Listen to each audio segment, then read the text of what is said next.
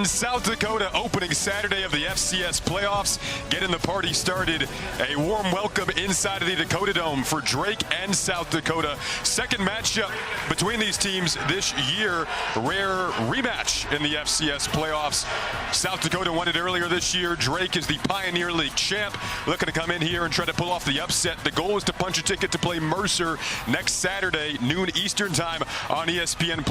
A lot of work to do until these teams get there, and it is the most fun time of the year. Postseason football has arrived. Jason Ross Jr. alongside Tayoka Jackson fired up for this matchup. Tayoka, like we said there, a rare rematch of teams that faced off in the regular season, now in the FCS playoffs. They're in different leagues, so it can happen. South Dakota won that first matchup, but two very different teams now. No question about it. SDU put it on Drake in that first game by 21 points. Since then, there's been improvement for Drake. They've won 7 out of 8. South Dakota, they come in winning. Who will be the best team in the Dome? We'll find out in just a moment. When you take a look at these two teams, the offenses I know stand out to you with the two three-headed monsters. Let's start on the Drake side of things. Yeah, well, they've got 2 excellent true freshmen in Logan, Inagwa, and their running back, Nick Herman. As good a true freshman player as you're going to see at this FCS level. And Todd Hughes is a dynamic athlete. Those 29 receptions have been great, but it's what he does with those 29. He is super efficient in that pass game in terms of catching. South Dakota side, flip it over, same thing. QB, running back, wide receiver, pretty fun trio here. Yeah, Bauman is really a record-setting quarterback, one of the best they've ever had here in South Dakota. The difference is he's a little more experienced. He's a lot more experienced, actually. He's a senior, and LJ Phillips might be the best FCS running back in all of the country, and Finner gives this offense the balance that every offense craves. He's a big play waiting to happen. These trios of players, 6 total, 2 on 1 on each side, they're going to determine who wins this game. Well, here we go, Tayoka. South Dakota's played in 4 straight one-score games to wrap up their regular season. Drake, the Pioneer League champ, they played in 6 straight one-score games. Do we have a tight one in store today? Zeke Mata to kick it off. Jackson Voth and Isaiah Bragg back to return. And we are underway with 2 seasons on the line. And now the offense for Drake, like you talked about. Logan Inagawa, the freshman from Atlanta, he's had a journey to become the starting QB this year. Didn't think he would be the starter entering the season. Injuries and then climbing his way up the depth chart definitely played a role, but he has more than embraced and earned what he's doing today, starting in his first playoff game. Starting the season at 5th in the depth chart, there's no way anybody thought Logan would be in the position that he's in now. But like you talked about, some untimely injuries for other guys and taking advantage of opportunities. Inagwa belongs where he is now. Let's see if he can play as well as he's been playing all week, or excuse me, all season, but in the playoffs now. Flag comes out quickly on this opening play, which is a pitch trying to get the run game started first. Freshman to freshman pitch there, Nick Herman. The fact that he didn't blow it dead, Jason, thinking it might be a neutral zone infraction here that allowed the play to continue. Or maybe a illegal formation. There you go. The first time we hear from Corey Hansen, our referee for this first round FCS playoff matchup. Always very interesting that they don't blow the play dead with that offensive infraction. The only one they don't do pre-snap and don't blow it dead after the snap is the illegal formation. I always find that interesting. But Drake gets off to not a very good start. I mean, this is not where you want to be on the road, getting off schedule with the first play of the game. Their head coach Joe Woodley told us there is a minimal margin for error today on the road. Quick slant route on the cross up to the 29-yard line. Making the reception is Jackson Voth, the guy who had over 500 yards in the season, former walk-on at Kansas State, who transferred to Drake. Nice job on the slant route, just to see if he can get as much as we can get back to try to get back on schedule. That's a great job of getting 7 to 8 yards on 1st and 15. Now you're in a second and manageable situation. You got to stay away from negative plays if you're Drake all day. Back-to-back first-round playoff losses for the Bulldogs, trying to get over that hump today.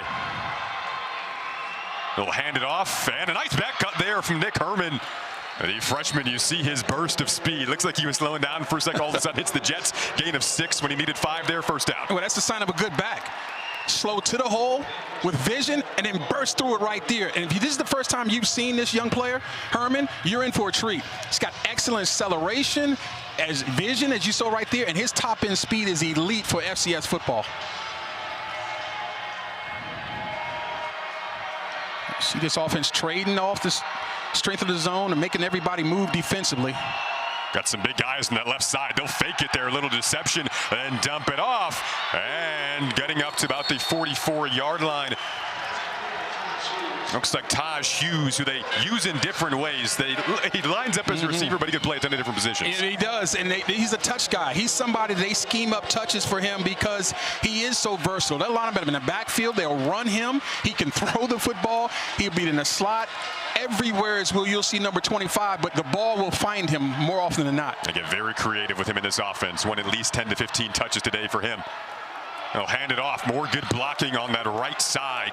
And getting up, breaking a tackle is Menzinger. And he gets inside of the 40. Some more patient running from, it's really a trio. You could even say four backs get involved, but it's working early behind this offensive line. And they started this season off as running back by committee before Herman kind of took it over. But watch this 5'9" or 5'8" player get kind of behind these blockers. It's hard to find. They're looking for him.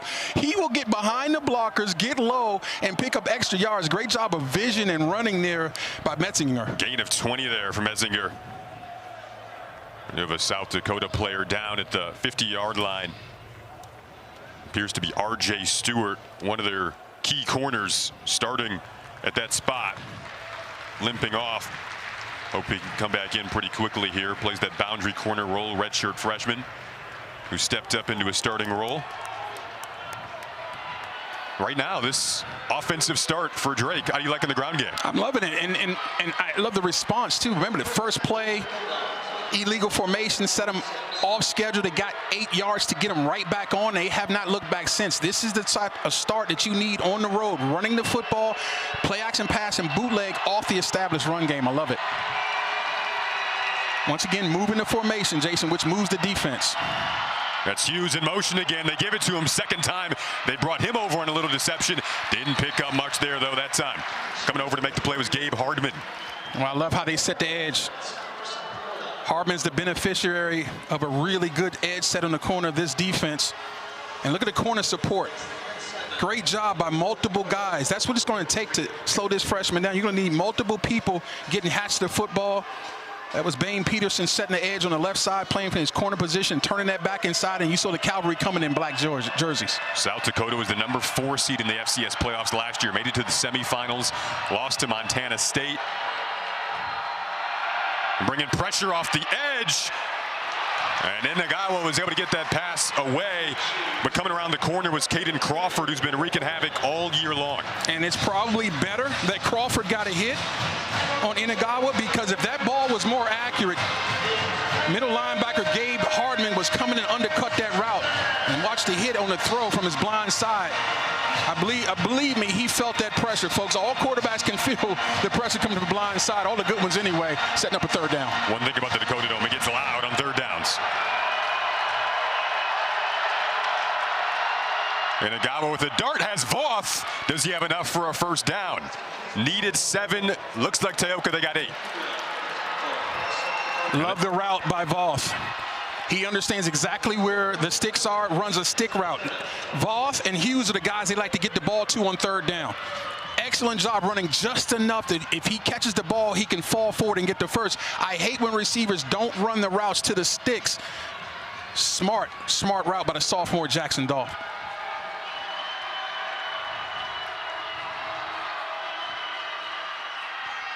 Give it to Nick Herman here. Another patient cut, motoring along to the 20-yard line. Nick Herman, the freshman from Chicago, St. Rita High School. And he appears to be down and banged up after that last run. Guy who had nearly 1,000 yards on the season entering today, 940. He's definitely a chance to hit 1K as a freshman today. But down right now.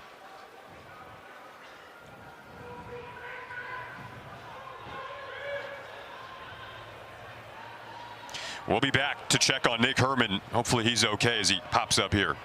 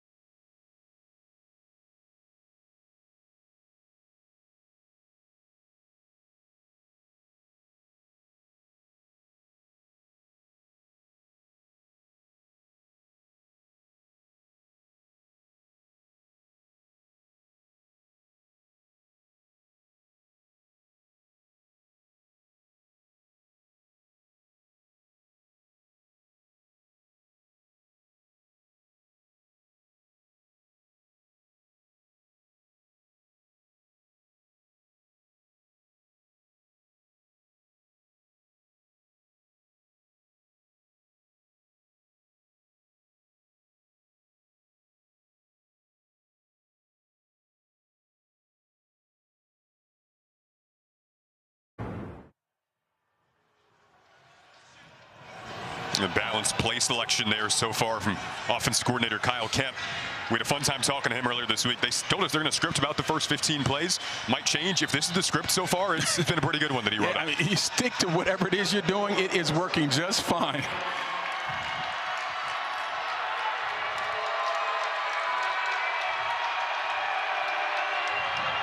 There's Hughes, the move guy again. Never know what he's going to do. And they got a jump. Looks like it's on the offensive line. Ball start. Offense, number 77. So you mentioned earlier the margin for error is really tight in playoff games, and Joe Woodley, the head coach of Drake, told us no gifts. On offense, gifts are pre-snap penalties and turnovers. They can't afford either of those if you're going to pull off an upset on the road in this dome. You have to be on the screws when it comes to personal discipline and execution. Another flag comes in. Looks like a false start. Try to go quick count. Ball start. Offense, not all 11 players are set prior to the snap. 5-yard penalty. Second down. I just think as great a drive as you had going, you've given up now 10 yards in penalties just pre-snap. Unforced, meaning there was nothing that the defense did to force the penalties. You're just not on it mentally coming out of a timeout. That's inexcusable.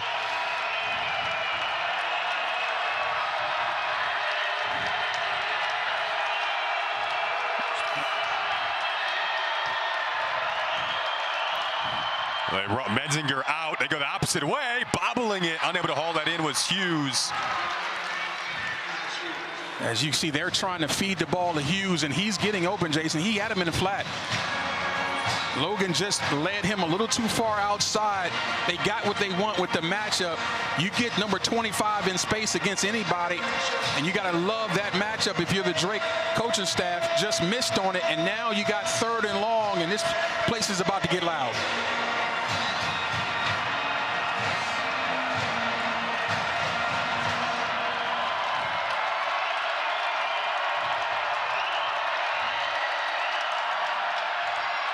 And Agawa under pressure. It collapses on him and he goes down.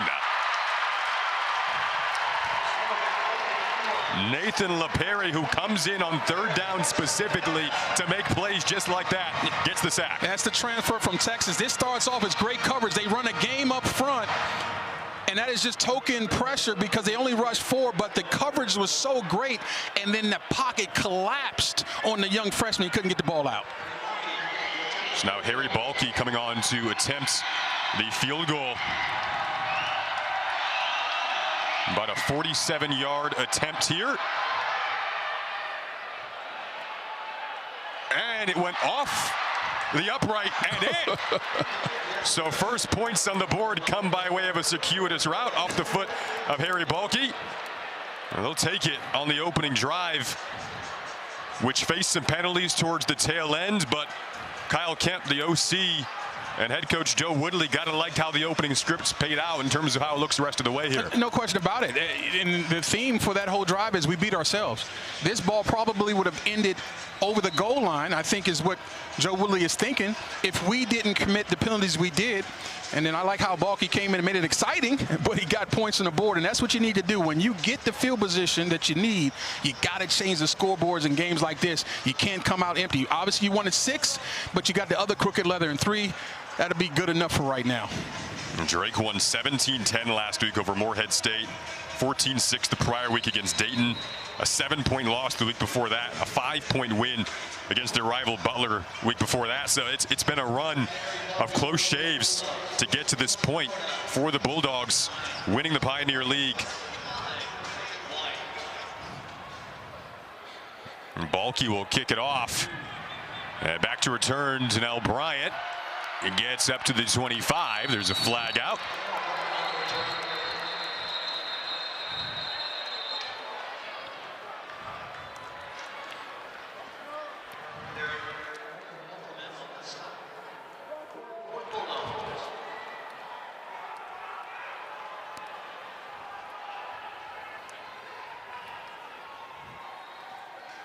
During the return, return, personal foul, face mask, kicking team, number 10, 15-yard penalty, first down. Gives South Dakota a bit of an advanced start on their opening drive. Aiden Bauman comes out, their experienced QB. A lot of wins in his career, a lot of yards in his career. You see where he ranks in terms of team history. 4 years on campus, 3 years as the full-time starter, and now guiding his team into the postseason where he's comfortable. He knows this stage. Yeah, and they are led by their run game, but this guy threw for 5 touchdowns a couple of weeks ago against Southern Illinois. It was a wild 53-51 win. They've had a bye week since then, so they feel really healthy and ready to go on the home turf for this one. Quick dart over the middle, hauled in. Jack Martins able to climb his way through traffic and make that grab. Yeah, that's a tough grab, too. I like he went up and got it, like you said, under duress, taking a hit and holding the football. Look how calm and cool Aiden is in that pocket, delivers beautifully. A nice, strong catch by Martins. Jack Martins, one of their captains, fifth-year senior. Just like his QB, Aiden Bauman, those two have an excellent connection. Already up to the 48. Great starting field position. Handed off this time, L.J. Phillips Jr., their key running back. 1,500 yards rushing this year. Tayoka, about 1,000 of those came after contact. Yeah, he's a special player. And we're talking about just a sophomore. We know that on the other side, we like Nick Herman as a true freshman, and he just has an excellent future ahead of him. Well, so does L.J. Phillips. Just a sophomore, folks. Ran for over 1,500 yards this season. He has a chance if they go deep enough to get over 2,000.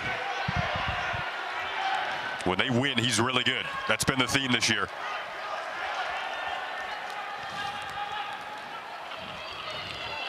They'll pitch it to the 30-year back this time, trying to squeak through a hole, and does.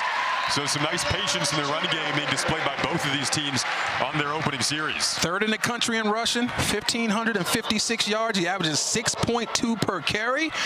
And he got a little bit more than that time, but this is what this guy does. If you don't get him to start and restart in the backfield, he is as efficient a runner because he doesn't waste a lot of time, Jason. He sees the hole and he takes it immediately.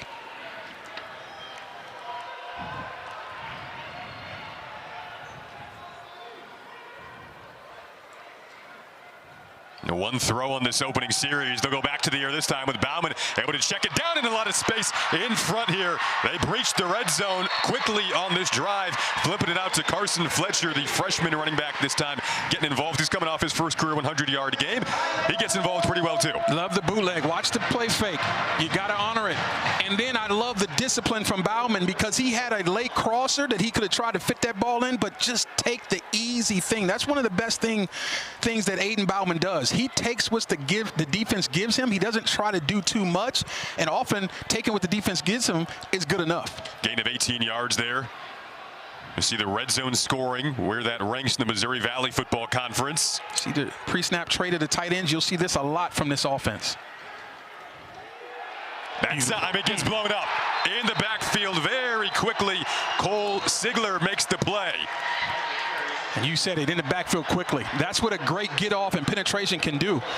Watch number 95, the left part of your screen, getting upfield. No one blocked him. And a lot of times that will slow an unsure player down. When no one blocks you, you'll see guys chop their feet. Not that time. Sigler got up the field and made the play with confidence to get this offense off schedule. Sigler, a junior who's been in the Drake program all 3 years of his career. Say that a lot about the names on this defense.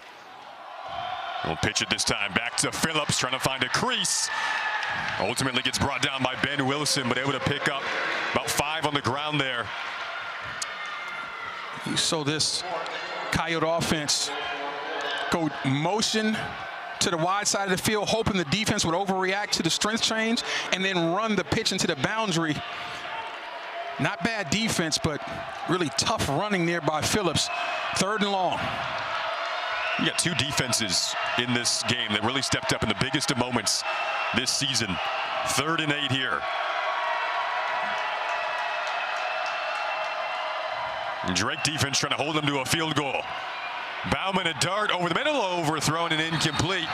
So the Drake defense stands tall, just as the South Dakota defense did, kind of backed up in their own red zone. And if you're, a Coyote fan, you're wondering why was that ball so high? Well, I think he saw the late movement by safety Benjamin Wilson coming across. If he tried to fit that ball in, talking about Bauman, I think Wilson picks that thing off and goes the other way. So he saw the flash of color and realized it's better to throw the ball away and allow our offense, or excuse me, our special teams to come over and try to tie this ball game. Will Leyland kicks all the field goals under 40 yards for South Dakota. Zeke Mata comes on when it's anything beyond that. Here's Leyland for their short yardage scenarios, and he absolutely drills that. So the teams exchange field goals in each of the first two series. 3-3, Drake and South Dakota, first round of the FCS playoffs on ESPN.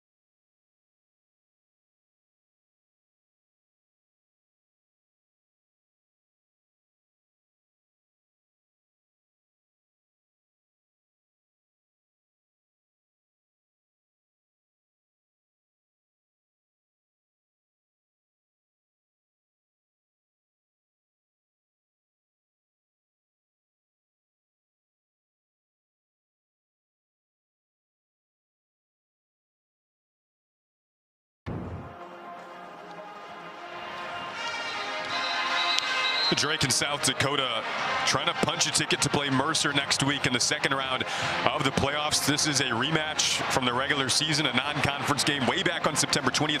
Tauka, both teams feel like they're much different. That was a 42-21 win for South Dakota. For Drake, that was kind of a turning point. They rattled off 5 straight wins after that loss. They felt like really October 11th against San Diego, a 3-point win there against a perennial good team was a turning point. Went on a run, closed the season out with 2 straight victories. And for South Dakota this year, the tide is a little different. They are hosting first round, but they had a bye last year, made it to the semifinals. They feel like there's a chip on their shoulder as well. And the Drake players we talked to this week say we always have a chip on our shoulder. I like that. But no, to your point, though, the difference for the Bulldogs especially is Logan Inagawa, because he was his first career start against SDU. And this is a tough place to get your first career start. And so he has come miles since then. And then the emergence of Nick Herman, he wasn't really going in those first 4 or so games, and he has been tremendous since. So it's these 2 freshmen that have gotten the experience and begin to play better and better every single week that's really turned the fortunes of this entire team around. Even after the SDU game, he was still splitting the reps at QB. The following weeks then took over the starting role. They'll keep it on the ground to begin this series with Nick Herman, who got a little dinged up on their opening drive. Good to see him back out there. There's a flag down far side of the field here.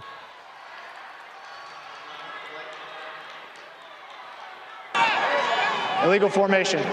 Offense. 5 players in the backfield. 5-yard penalty. First down.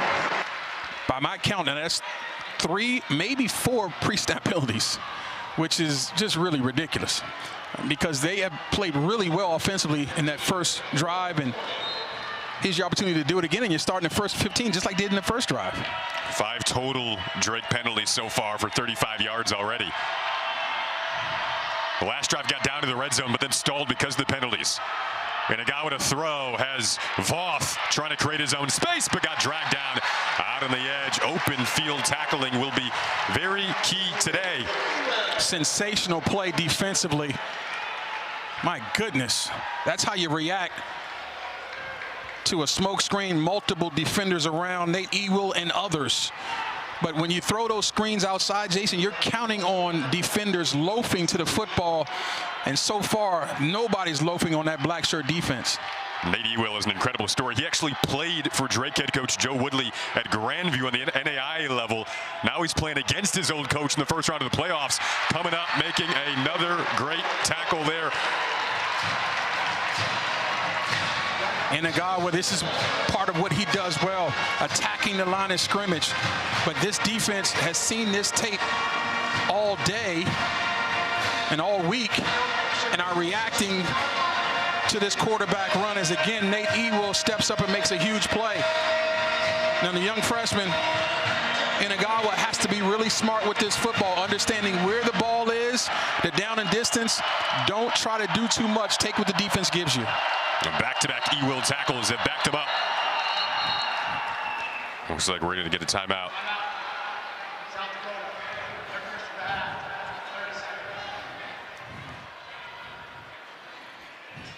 This is one of those situations, Jason. This is where we'll see how this young freshman has grown up. I mean, obviously you want to make a play. You want to keep the football in your hands, but understanding the situation, you don't want to put the ball at risk in this area of the field. Obviously, if the play is there to be made, make it. But if not, throwing the football away and punting is not a bad deal. They like to play field position anyway, the Bulldogs, and this might be an opportunity to do it. And here's the question. Will Cal Kemp and company on the offense of the Bulldogs even put it in the young freshman's hands, or will they just simply run the football and play it safe? Well, the NCAA FCS Championship coverage continues with second-round coverage next Saturday on ESPN+. For more information, visit ncaa.com, the home for all NCAA championships. Three-man line from the Yotes. They're playing coverage.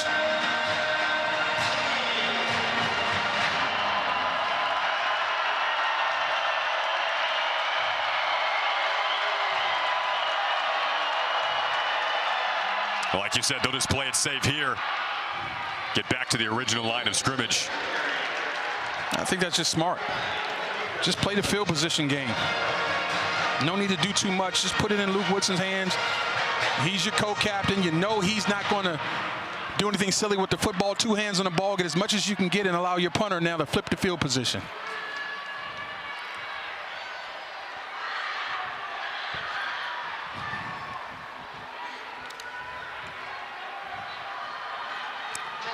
And Jack Martin's back to return this punt from Sam Bruno.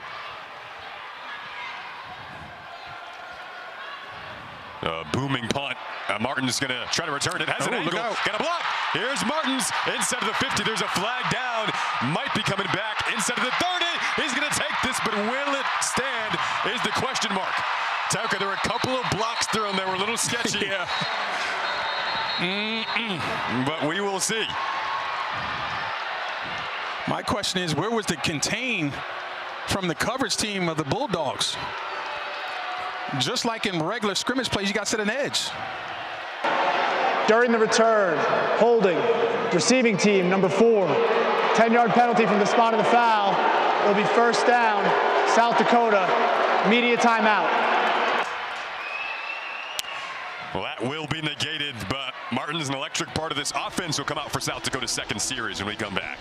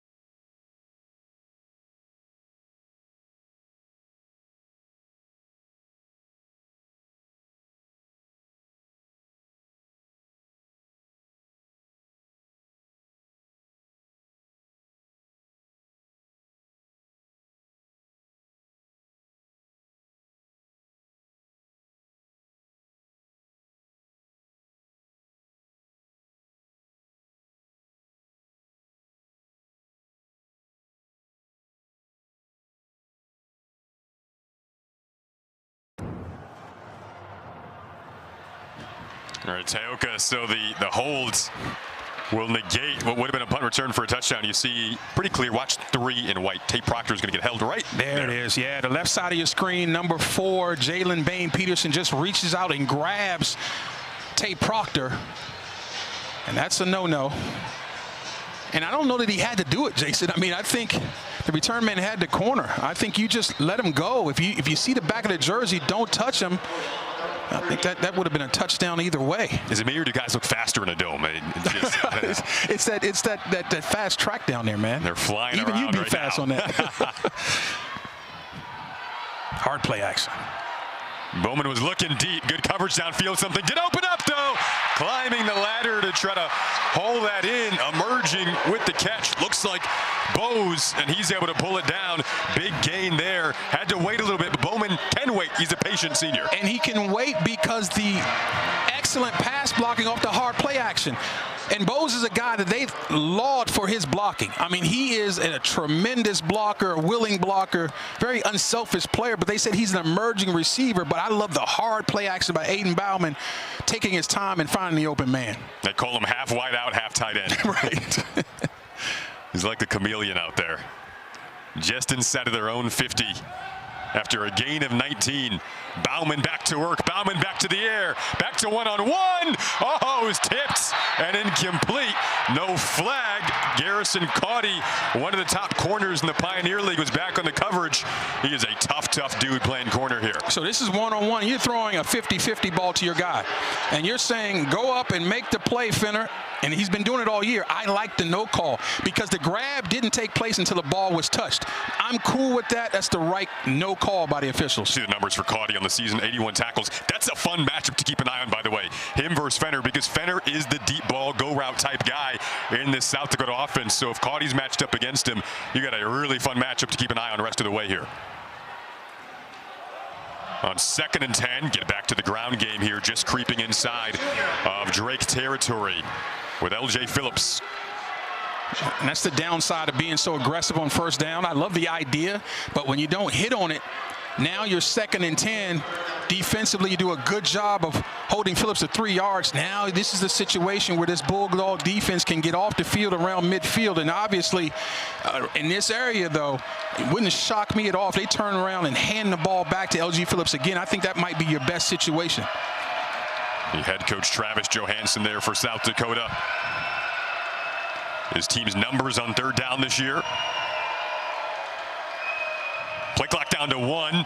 They'll hand it off again. Phillips Jr. trying to cut it upfield. He got really close at an interesting part of the field to possibly make a decision here in the opening quarter. And they're going to move the chains. First down, they give him enough. Again, look at the vision and the bounce outside. And watch the toughness, understanding I can't keep going outside. I got to turn this thing up, put my foot in the ground, and try to get this first down. And there's a reason why this guy was named a finalist for the Walton Payton Award, Jason. I mean, he's one of the best players in America. And he's tough, too. 5'9", 225, short, but not small. 3rd-year player came in behind guys in front of him when he was initially here, worked his way up that depth chart. Now he flips it out, and it's a catch from LJ Phillips Jr. That'll most likely end the quarter as he gets wrapped up by Mikey Mangialardi. Fun start. First round FCS playoff matchup between South Dakota and Drake. 2 8-win teams. Drake, the Pioneer Football League champs. South Dakota made it to the semis a season ago. Journeys that started way back in the spring, trying to culminate them by moving on to the 2nd round, but a lot of work to go between these 2 teams.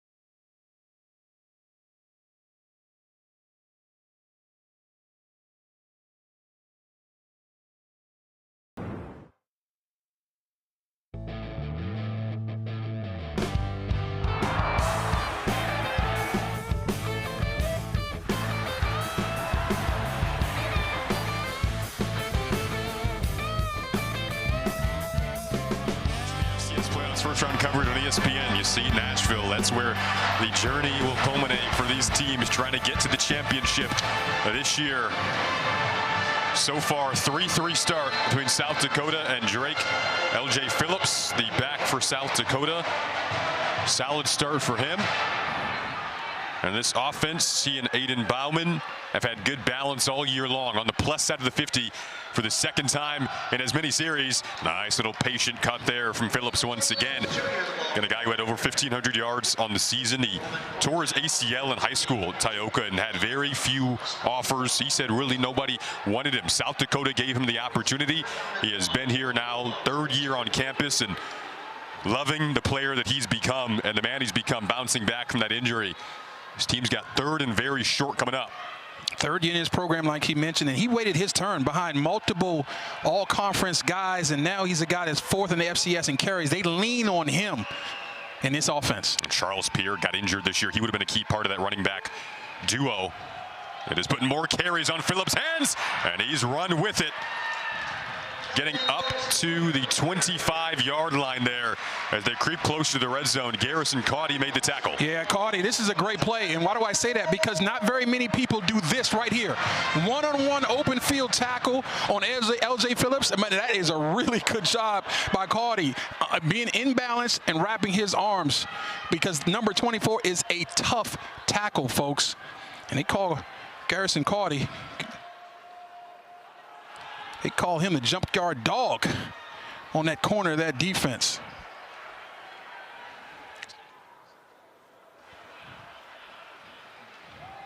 Go back to Phillips. They keep going with what's working right now, and he ran over a man to get to the 11. See what I mean? And Mickey Mangialardi, he understands it. And I told you, look, he's 5'9". That's short, but he's not small, 225 pounds. And he has vision and power. Beautiful job. And look, they got him down, but falling forward for a couple extra, which is very dehumanizing for a defense when you can continue to fall forward play after play, and they give him a much-needed rest. But I guarantee you, folks, he won't be out very long. Pickup of 9 on that last carry. Fletcher's going to come in to give him the breather.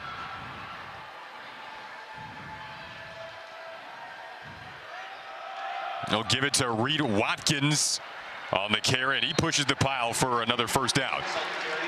So at this point, I think it's important to show some love to this offensive line, because they are doing a really good job of moving people up front and creating lanes, not just for Phillips, but also for Watkins. And you got the freshman Carson Fletcher. He'll be in there as well. But this offensive line is very, very good. They've been banged up, but now they're finally healthy and deep as well. Got 3 seniors from the center spot all the way to the left side. One-on-one coverage at the bottom of your screen. That's Lorenzo Fenner looking opposite way, though. Now Bauman's going to keep it and just scoot out of bounds. Yeah, excellent pressure there from that defensive front. When you can get pressure like that and move Aiden Bauman off his spot, the percentage of defensive being successful in that play go way up. This is a pocket passer. He can scramble and evade and pick up free yardage, but he's not going to be thought of as a runner. He's somebody that's going to manipulate the pocket and beat you downfield with his arm and vision, and that time the rush made him uncomfortable. Controls the game so well. That's been his theme all year. They'll hand it off, and it is Fletcher this time.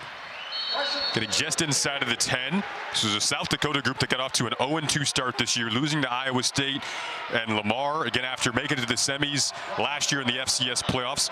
Some fans were tempted to hit the panic button, and they beat Northern Colorado by 7 week 3. They felt like the 53-51 win a couple of weeks ago against Southern Illinois to close out the season epitomized their comeback and resilience this year. Right now, looking in control in this run game, kind of reminiscent of the matchup between these teams earlier this season. South Dakota's been great in the red zone all year. One of the best in FCS, ranking in the top 20. That was Martins in motion. Bauman looking his way. Has Martins. He can get a first down here without getting a touchdown. There's a flag that comes out.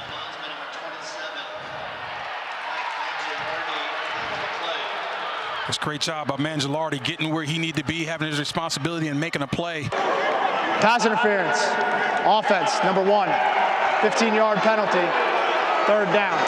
We got Lorenzo Fenner on the outside. Kind of almost looks like a pick here. Yeah, and the offense would say this is a rub route. It's not a pick.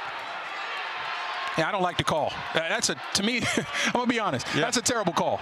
You're going to tell me he picked who? I mean, first of all, the defender had no responsibility on the intended receiver, and Fenner's just running a route. I think that's a terrible call.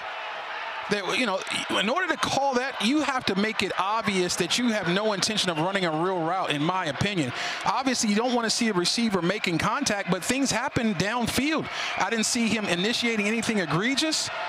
I just think that was a bad call.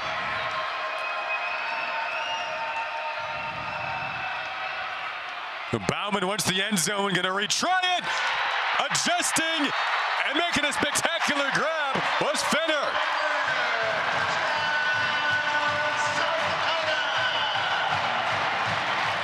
So this is good versus good, Jason. That's our guy, Garrison Caudy.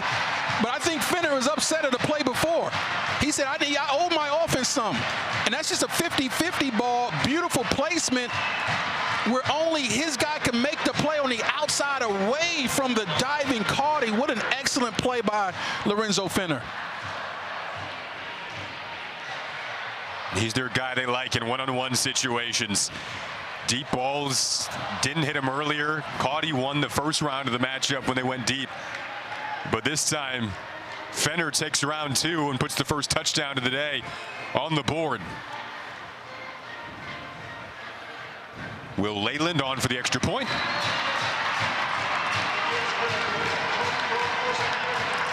So Tioka, Lorenzo Fenner, nearly 800 yards in the season, add another touchdown to his totals here. He's an elite goal ball receiver with excellent body control. You don't believe me? Just watch the video. Great job by Fenner, touchdown, SDU.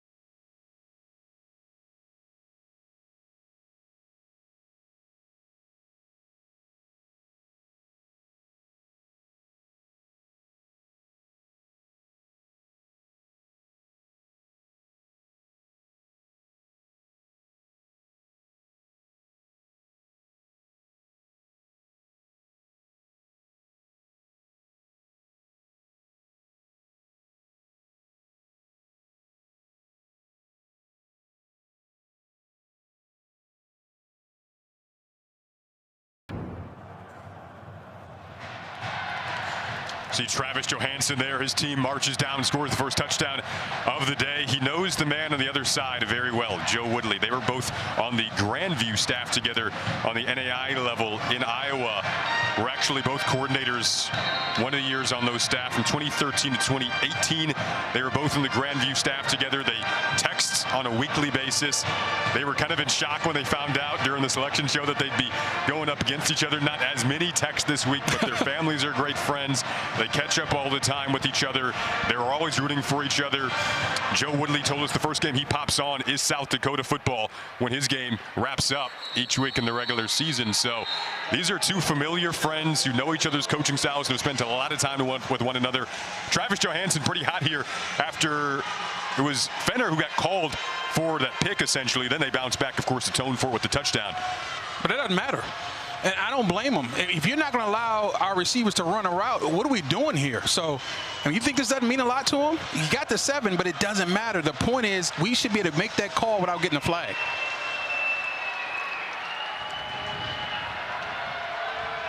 This team trying to buckle down on defense now. As Inagawa fakes the run, now they'll go to the pass. Not much looking downfield, though. He'll have to keep it with his legs. Hard collision out of bounds. The freshman from Atlanta pops up. Inagawa can do that. His high school ran a triple option. He only had one offer out of high school. That was to Navy. Didn't feel like that was a good fit, so reached out to Drake. And you see there, he's got some toughness, but you don't want to see a ton of that. No, you don't. I mean, and I like how he got low, though, to try to protect himself. But that's the downside of having a quarterback try to win the play with his legs. There's an upside and a downside. The downside of big hits like that. In camp, it was his vision downfield that really impressed his coaching staff. They go to the ground there trying to establish that. Seen a lot of Nick Herman so far, taking the brunt of the carries. Takes another one there. Had a 253-yard game last week. Personal foul, illegal hand to the face. Defense, number 52, 15-yard penalty. Automatic first down. So I'll give them a break there as they get Mo Newsom on the illegal hands to the face. Oh, that's a huge play because now you went from third and tough for the offense to an automatic first down. Watch the left side or right side of the screen. There it is right there, grabbing the face mask. And listen, things happen as a defensive lineman, especially in the trenches. And sometimes your hands do slide up. But as soon as you feel that face mask, you got to let it go. He actually used it to get the blocker off of him. That's a no-no. Empty.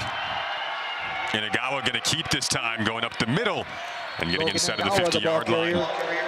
So when the Bulldogs go empty like that, either it's going to be a quick pass or a quarterback run, and they're trying to lighten the box, spread this defense out, get guys leaving the box of the defense in order to create a favorable running position for Inagawa. And that time he picked up 7, and that's exactly what you're looking for. 6, excuse me. See the balance and play selection so far through the first 8 plays. There were 4 runs, 4 passes. They'll fake it to Herman, keep it with Inagawa, but he gets popped out on the edge. That is Nate Ewell, leading tackler on this defense, coming up to make the play. Yeah, that's great leveraging of the football because Ewell is setting the edge, and then you got inside-out defenders. So that's Ewell setting the edge, Nate Dickel coming inside out, and there's just nowhere to run the football. Great job by the Yotes.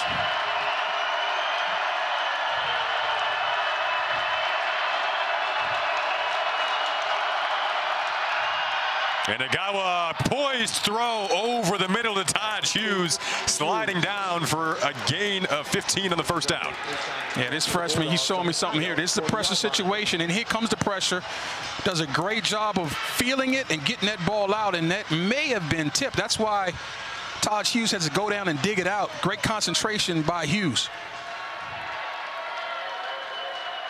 He's a big third down guy in the offense for Inagawa. Has been all season. Comes up huge again there on the money down. This time they fake it to Hughes. Looking downfield to the sideline. Caught by Jackson Voth. So going to the air, creating balance. Down to the 22-yard line, moving and grooving once again. Pillowy, soft hands. Watch Jackson Voth. That's what he's known for. Let's take a look at the route first of all. Runs an out route from the slot. The ball's a little behind him, turns his body, and once he hits those hands of number 11, it's going to stay in him. Really good hands. Gain of 17 to Voth. Had a gain of 11 on the prior pass play. I like that Kansas State transfer right there. Good player. It was a walk-on at Kansas State. Handed off. Nice gap on the left side. Trying to get to it and getting there is the freshman Herman. Chicago native creeping down to the 13-yard line. I told you about his speed. You see him tack that corner. He got there in a hurry, folks. And it's a good thing that the white line showed up, Sammy's sideline, because he doesn't miss tackles. Because if he didn't run out of real estate, it'd be a touchdown. They'd be striking up the band right now. Well, what's the mentality for offense coordinator Kyle Kemp? Don't run out of bounds. That's right. Their mantra. He's every going to day in answer. practice. Yeah, you see they took him out, right? The film, right? The film doesn't lie when you do that.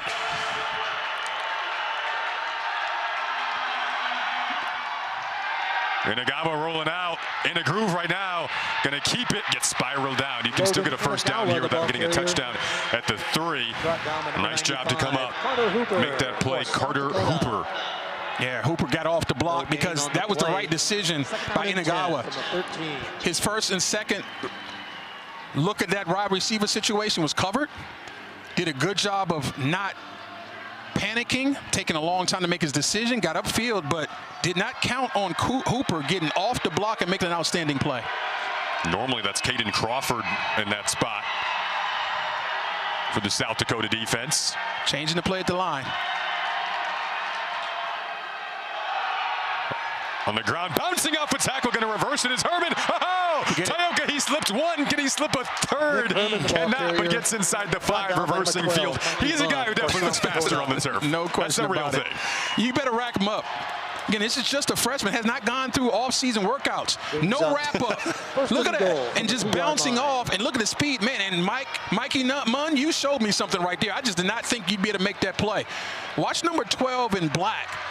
There's nobody in the screen. Oh, there he is. Great job of tackling a very good back in the open field. Brings up 1st and goal.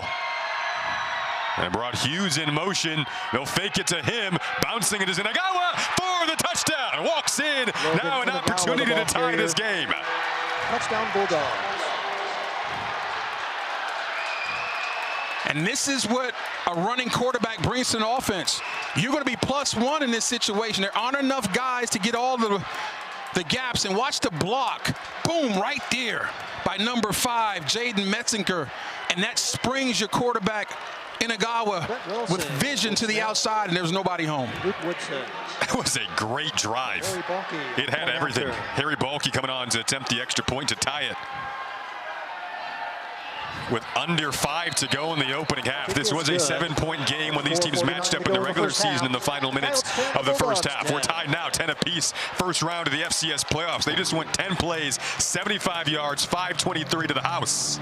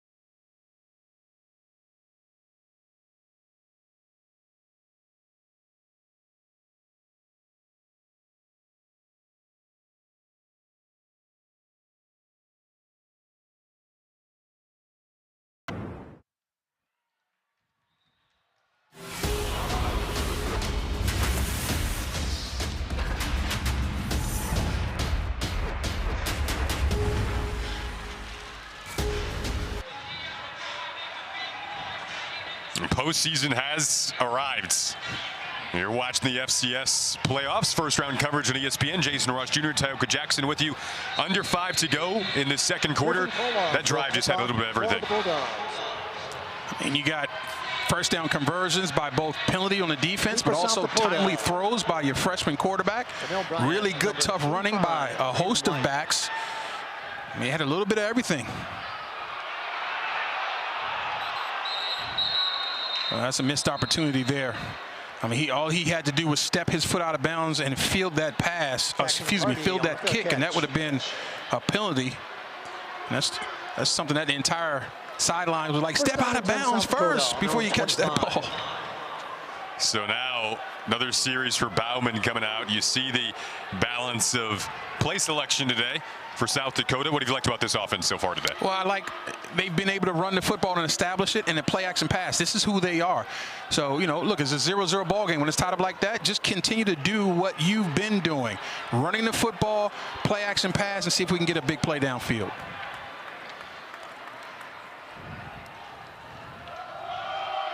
Nice cut back, but it is met. Usually he breaks a couple of tackles. Phillips, J.R. Flood with the initial contact to slow him down and ultimately bring him down. Oh, this is a guy that you'd like to see make plays in J.R. Flood. He's overcome a lot of personal hardships, and he's a mama's boy, which I am as well, so I appreciate that. But well, his mother's big in his life, and man, he's worked himself into being a really good linebacker and made a tremendous play right there. We're all mama's boys at heart. All the good ones, all the good guys are mama's boys. Trust me. 2nd and 7. J.R. Flood, another one of those guys in this Drake defense who's been in the system all 4 years. This ball dangerously floated up. There is contact, Tayoka, and flags do come flying as they wanted Javion Phelps. First time they've targeted him. Well, it's a shame, too. Kamani Wilson was on the coverage. 3-year starter. Great pressure by Korzeniowski, and that's why that ball came out not on time. It was thrown early and flailing because of the pressure. But some late contact drew the flag. Pass interference. Defense, number 2. The ball will be placed at the spot of the foul. Automatic first down. You said how that ball was thrown because of this pressure. Kind of a gift here for South Dakota. Exactly, and so my question is, you see the pressure, creating an error and throw. My question is, was that catchable? And, you know, look, that's close enough. So I'm okay. You can't touch the wide receiver is beyond 5 yards, and especially when the ball's in the air. So I'm okay with that call.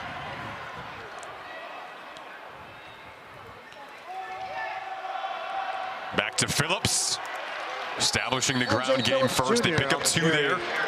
I like the discipline, though.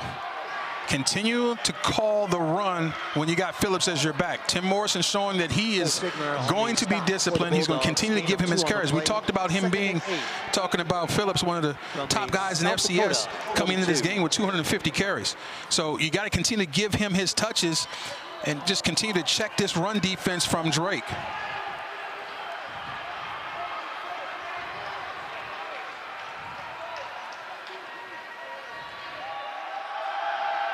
Well, fake it. We've seen this already. Deep shot, though, the deepest we've seen today. And stride caught.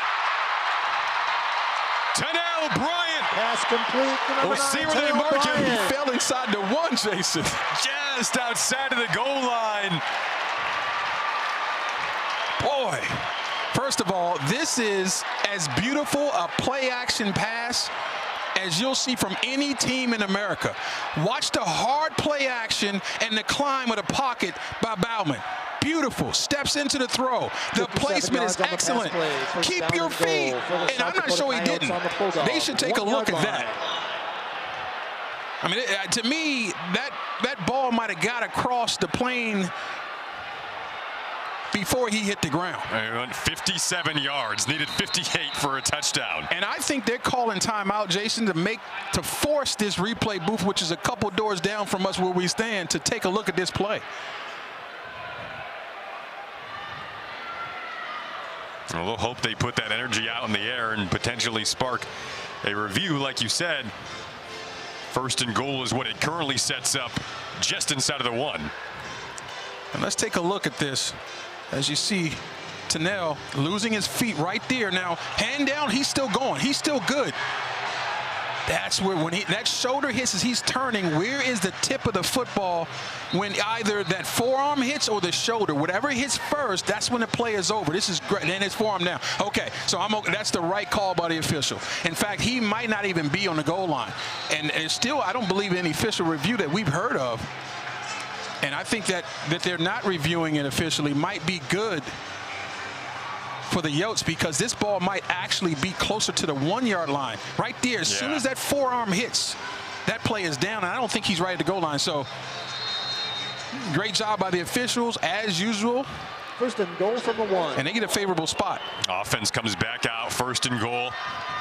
Drake has all 3 timeouts and that 2-minute timeout still to work with if they get the ball back soon here. But there was a jump and a breach from the defensive line. Flag on the play. And that's one of those deals. You go on first down because what you're giving up is probably 1.5 millimeters. And so maybe you can jump the offside and create a turn. Defense, number 50. Half the distance to the goal. First down. Gene Blaylock, you really didn't risk very much with trying to guess and jump the count there. Because you never, as an offense, you never go hard count on this area, the goal line, because you're risking giving them 5 yards for nothing. I think you hand this ball to Phillips and don't get cute. They do exactly what you said. L.J. Phillips Jr. on the carry. Touchdown! Just reaches over the goal line, and South Dakota goes back in front.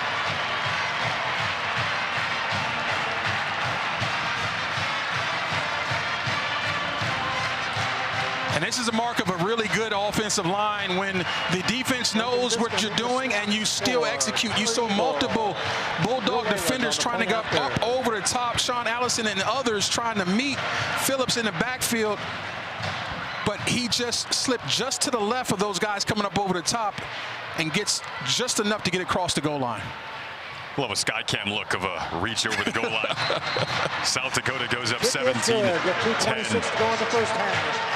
Eerily similar to the first matchup, which was a 7-point game at this stage. However, 2 different teams, a much bigger stage in the FCS Playoffs first round.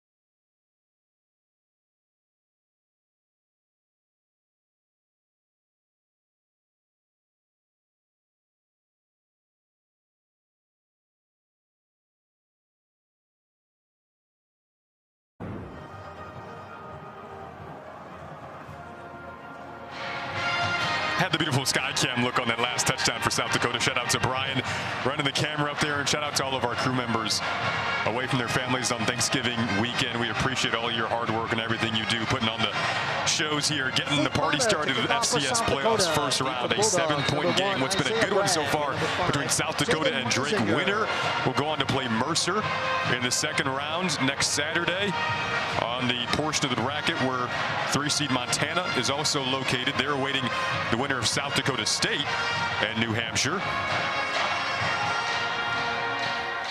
South Dakota State currently up 21-3 in that one. We got a 7-point differential here. Last time Drake went down, they answered. A couple of different haymakers being thrown from both sides. So far, you get the 2-minute timeout and 3 timeouts for Logan Inagawa, as you see his yards through the air and on the ground so far today. Guy making his first postseason start. Was down on the depth chart, you could say as far as 5th at one point in the spring. Climbed his way up as a way of injuries and just his own pure hard work to earn that role. And he will go to the air. Slant route to Voth is caught. He has been poised. Yeah, he has, and I like the early down. You see some tempo from this Bulldog offense, but I like the early down throw. Climbs the pocket, steps up. Tough guy, too. I mentioned he ran a lot of triple option in high school. There was a late hit there, Tayoka. I wonder if that's the call. So is this personal foul, unnecessary roughness for the late hit, or is this a targeting call? Let's take a look. That'll be the conversation. Again, the decision-making, I like the decisiveness from the freshman. That was not a design quarterback run. That's an understanding and feeling that the pocket is breaking down, and I got a rush lane. Green grass, you take the green grass. After the play, personal foul, unnecessary roughness. Defense, number 0. 15-yard penalty, first down. Who's as consistent as a captain as you will find. Rare mistake from him here. Look, I mean, my goodness, guys. What are we doing? You could also say the way Inagawa was falling, and he was up until he forced himself down right on the hit. I think that's a terrible call. So we hit the 2-minute timeout. 7-point game. Logan Inagawa, his first postseason start, should march his team down the field again.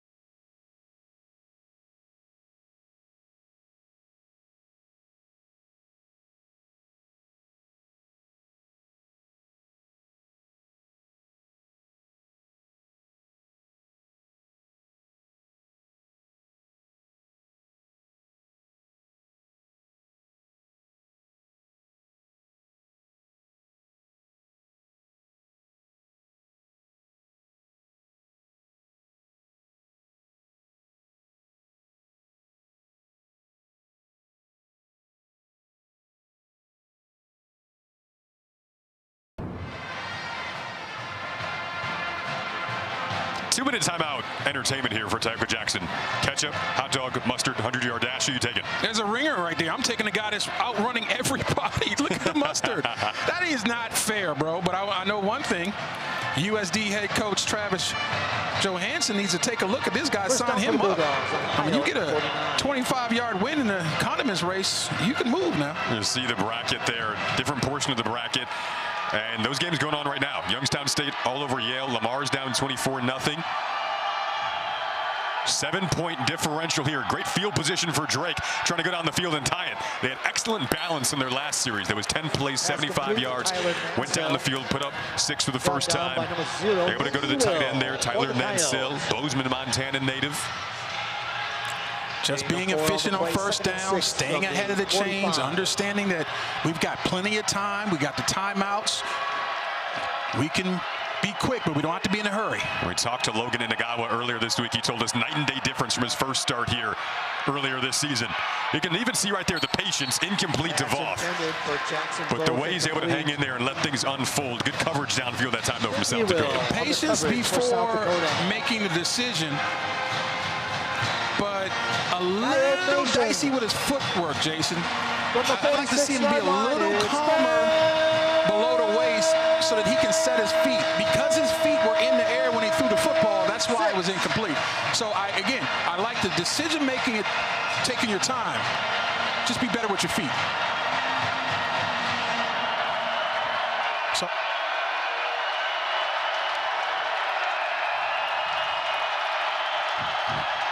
and Inagawa under pressure, and that is broken up. Looking for his target, R.J. Stewart was able to break it up.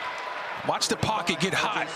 That thing is collapsing. Great job there defensively, though, by R.J. Stewart, getting his hand in because he tried to fit it in. There was a spot to put that ball in to get the completion, but R.J. was having nothing of it. I like the complimentary play there, though. The collapsing pocket along with the tight coverage, forcing a punt. And Jack Martins had a punt return earlier that he took back for a touchdown, but it was nullified due to a holding call. He is an electric returner here with 1:24 to go in the half. A line drive punt to him, lets that one sail over his head and rolls into the end zone. So this is a big sequence now for both of these teams, understanding that USD gets the ball to open the second half. So any type of points here would be huge. You already got a 7-point lead. If you can go into the halftime with a 2-score lead and the ball, you're in the driver's seat. First down and 10, South Dakota on their own 20. Bowen being his efficient self. You see those numbers. Best part about it, no turnovers. Let's watch him. He's really good in 2 minutes, folks.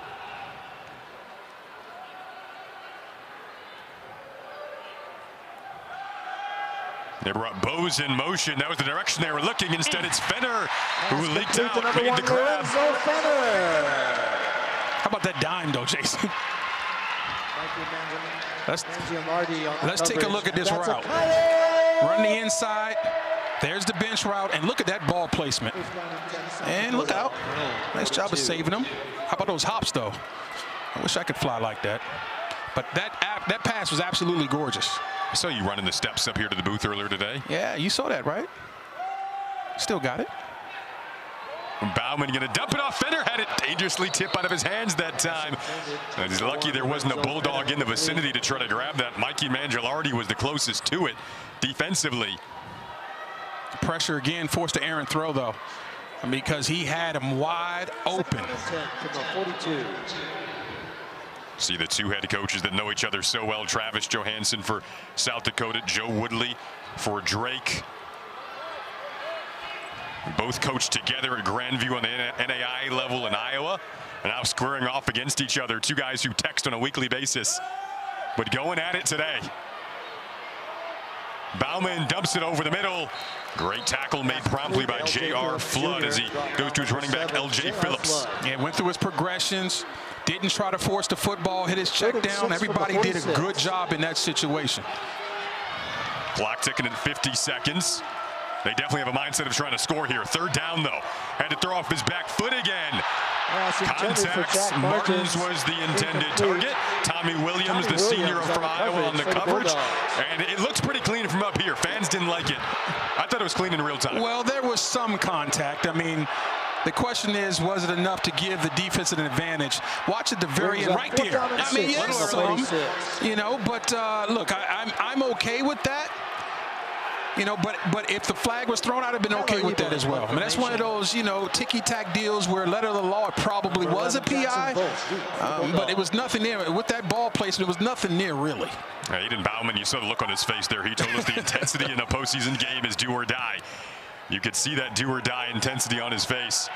Voth back calling for the fair catch at his own 14. So you wonder if Drake, with their 3 timeouts, will try to get aggressive here. With 36 seconds, will go to the locker room. Yeah, I think the way your team is built in this situation, as well as he played, you still got a true freshman quarterback. haven't quite gotten the running game to where you want it to be. You're only down 7 points. I think you take this situation and go in the locker room and say, hey, we can be better, folks. We're where we need to be in striking range to take this into the fourth quarter where we play our best. And the Yotes don't necessarily play their best.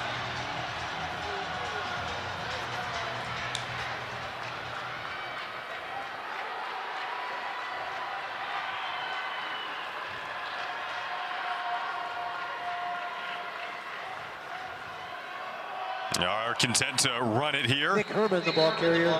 Both teams went down, scored in their opening drives. It was a 3-3 start. South Dakota scored a touchdown. Drake answered with 7 of their own, and then South Dakota, the lightest touchdown to go up 17-10. Limping off there, the defensive end, Caden Crawford, who arrived last spring coming over from Iowa. He's got 66 tackles on the season, so hopefully his status moving forward will be positive, but banged up there. 66 tackles from a defensive lineman is insane, by the way. Ridiculous. Let's not gloss over that. Wow. I know you love that both of these defenses allow their guys to make plays. There's been some plays made offensively, too. This excellent catch from Lorenzo Fenner is the difference right now in this first-round FCS postseason matchup between Drake and South Dakota.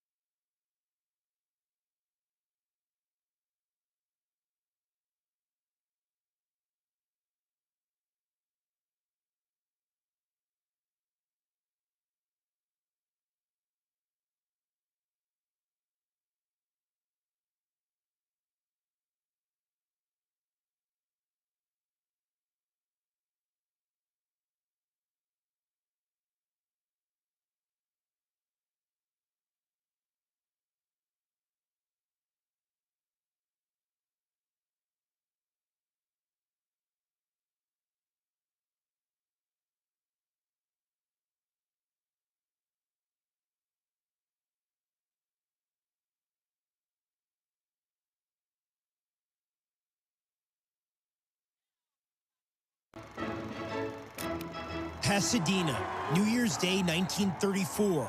Stanford is heavily favored to win the Rose Bowl. But the Lions of Columbia run a trick play, KF-79, and it produces the game's only score. It was the fourth appearance and second victory in the Rose Bowl for a team from the Ivy League. That was almost 92 years ago. Since then, no Ivy League team has played in a bowl game, any bowl game, or any postseason game, which is remarkable because the institutions that have given us so many of America's leaders gave us football too. The sport was popularized and for decades dominated by the so-called Ancient Eight. In the beginning, in the second half of the 19th century, football was essentially created by Ivy League players and coaches. Walter Camp, Pop Warner, Amos Alonzo Stagg, John Heisman. They could all be on college football's Mount Rushmore. Their names still familiar, and they were all Ivy Leaguers. From the 1870s up through the 1930s, the Ivy League racked up dozens of national titles. But then, after World War II, the Ivy schools came together and decided to de-emphasize sports, especially football, because they didn't like what they saw as the game's growing importance. Just like that, the Ivies simply withdrew from the national stage in football, even as they allowed their teams in every other sport to compete for championships. And they've won plenty of them. Cornell.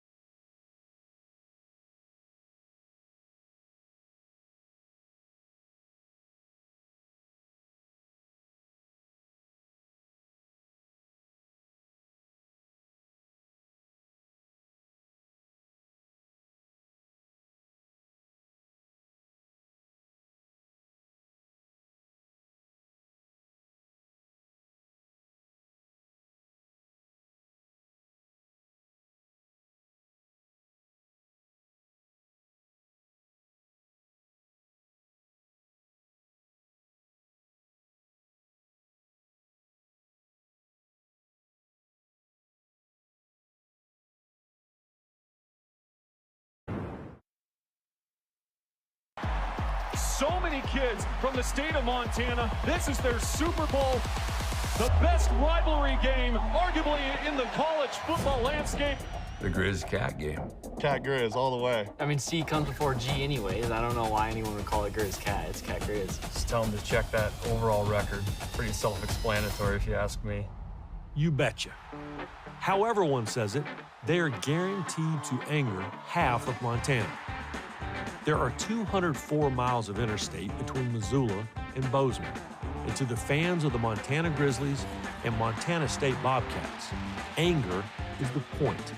in a rivalry that so perfectly divides the state while also so perfectly defining it. That disdain and that dislike for them is just born in you. It's small communities where there's people on both sides that are going to argue it probably every day of the year. It's within families that there's people on both sides. I don't even like going to Missoula, spending much time there. My fiance lives there, so I have to go there a lot more than I wish I did. As a player, you're not allowed to talk about the game until it's the week of the game. You're not allowed to use Montana in front of their name. The team doesn't stay in Bozeman. The hotels are too expensive, so no, I don't like to stay in Bozeman. The most played rivalry west of the Mississippi was first played in 1897. William McKinley was president. Montana had been a state for barely 8 years, and the legal forward pass was still 9 years away. A Montana-sized mountain of malice, equaled in elevation by a pile of memories and moments, like the streak. It's a lopsided rivalry, and we like keeping it that way. 16 in a row, starting in 1986.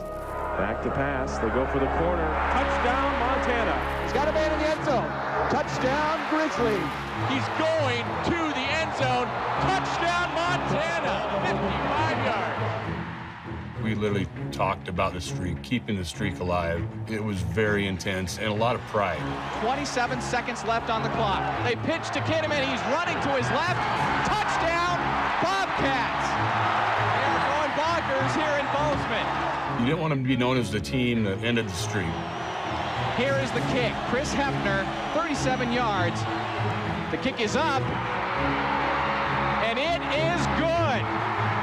The Montana Grizzlies have come back to win this football game, 27-25. The Grizzlies are going nuts on the field. The Bobcats can't believe it.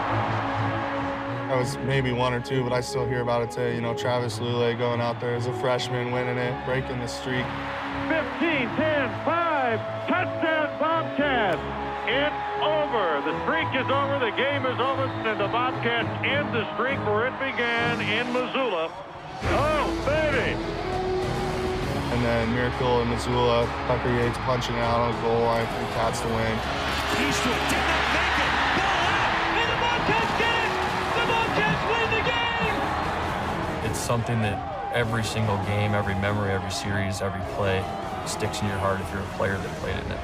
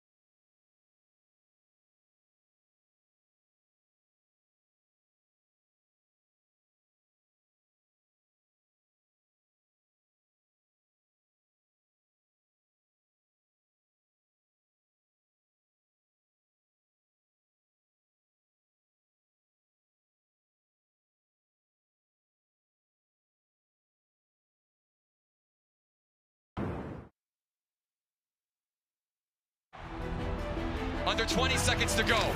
Kaminsky going up top.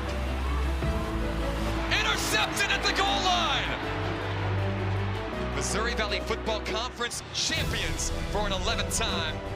For North Dakota State, the FCS Playoffs is a rite of passage. For the 16th consecutive season, the Bison are playoff bound. And for the 16th straight year, they'll begin their championship quest on their home field. No surprise that the Bison are here again. The formula really has not changed for this powerhouse program. Even in its Division II days, North Dakota State was a force to be reckoned with 5 national championships from 1983 to 1990. Wide open in the end zone. But it was nothing like this. Since moving up from Division II in 2004, green and yellow has been the gold standard. The first FCS title in North Dakota State history. 10 national championships in a 14-year span, including an unprecedented run of 5 straight from 2011 to 2015, building not just a dynasty, but an empire. The first team in FCS history to win a 7th national championship. The sign of a dominant program isn't just scoring points and causing turnovers, but withstanding coaching turnover. From Craig Bohl to Chris Kleiman to Matt Entz to Tim Polasek, North Dakota State hasn't missed a beat. And the North Dakota State dynasty stampedes forward. And they rarely get beat. The Bison have played in 56 FCS playoff games. Their record, 51-5. And they're once again ready to defend their national championship, something they've successfully done 6 times. The Dakota dynasty lives on.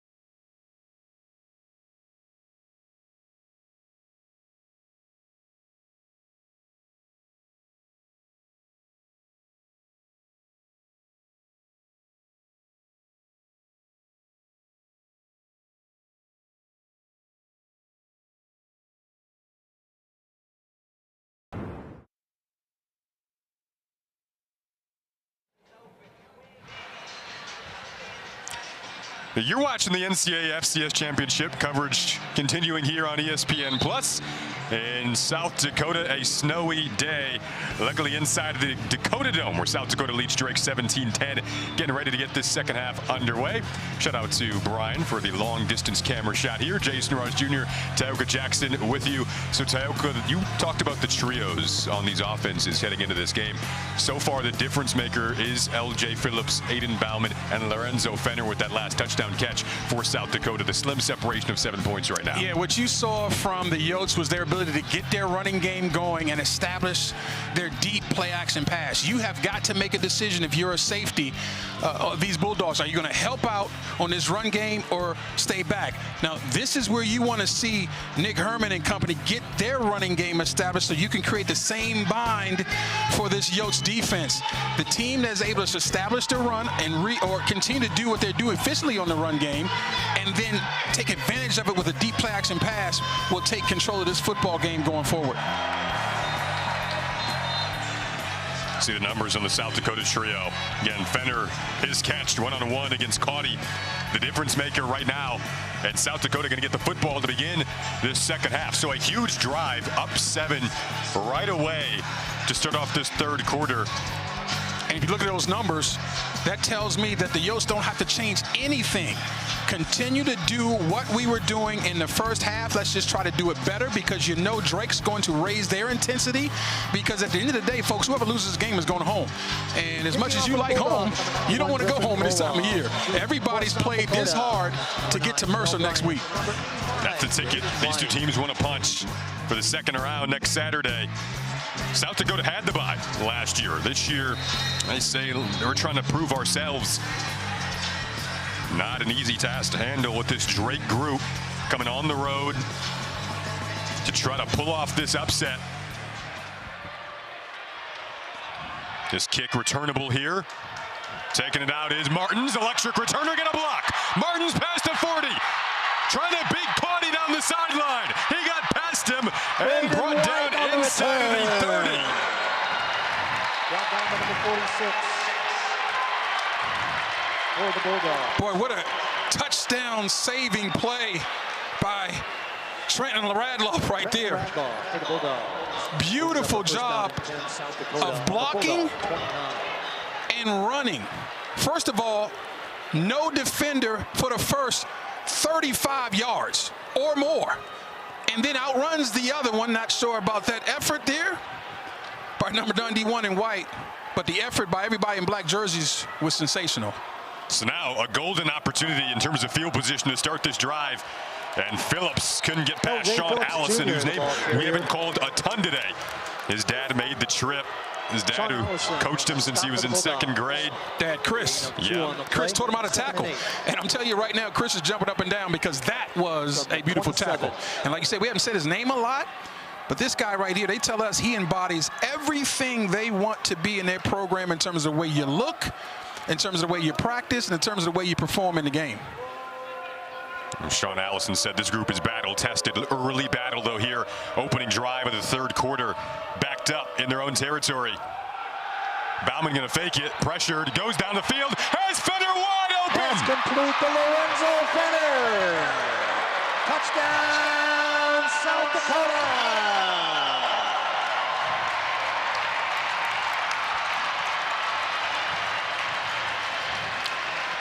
Last week, Fenner had 6 catches for 130 yards and 3 touchdowns, and many of them look just like this. The hard play action. The defense has to respect it because LJ Phillips is in the backfield, making it look like you're blocking initially and then run the beautiful corner route, and you're literally wide open. The execution was stellar. Now Leyland on for the extra point. And the first 2-possession lead of this first-round matchup. That's complimentary football. The big-time kickoff return. Then you get the run game going, and then the play action right off of it. And how about that move? You see that move in the corner route? Elite. Woo! But he starts off with his angle, Jason, making it look like he's coming to block the safety. And then just before you make contact, you stick your foot in the ground, give a little head fake, and now you're going to the corner. And if the ball is where it's supposed to be, this is easy money. Football doesn't have to be complicated. It can be very simple, and they talked about that, talking about this offensive staff for the Yotes, we aren't trying to trick anybody. You're going to know what we're doing. The only thing we're going to do is we're going to change the formation and maybe the personnel package in which we're doing it, but we're running the same plays over and over. That was basic hard play action pass, but ran to perfection. They like to have their explosive plays come off the run game, and Fenner has been the guy today in the explosive play game. Offensive coordinator Tim Morrison wanted this team to be more vertical when he took over that role. Isaiah Bragg back to return this kick. He will opt to not return it, and now can Drake answer here? They have to this point in the game. Touchback on the kick. But just a minute in, Logan Inagawa finds himself down 2 scores. And this is where you're in a critical moment in this game, and you got to recognize that both the coaching staff of the Bulldogs and the players, we cannot allow this thing to get away from us. Don't press, but we need our execution to be the best it has been all day.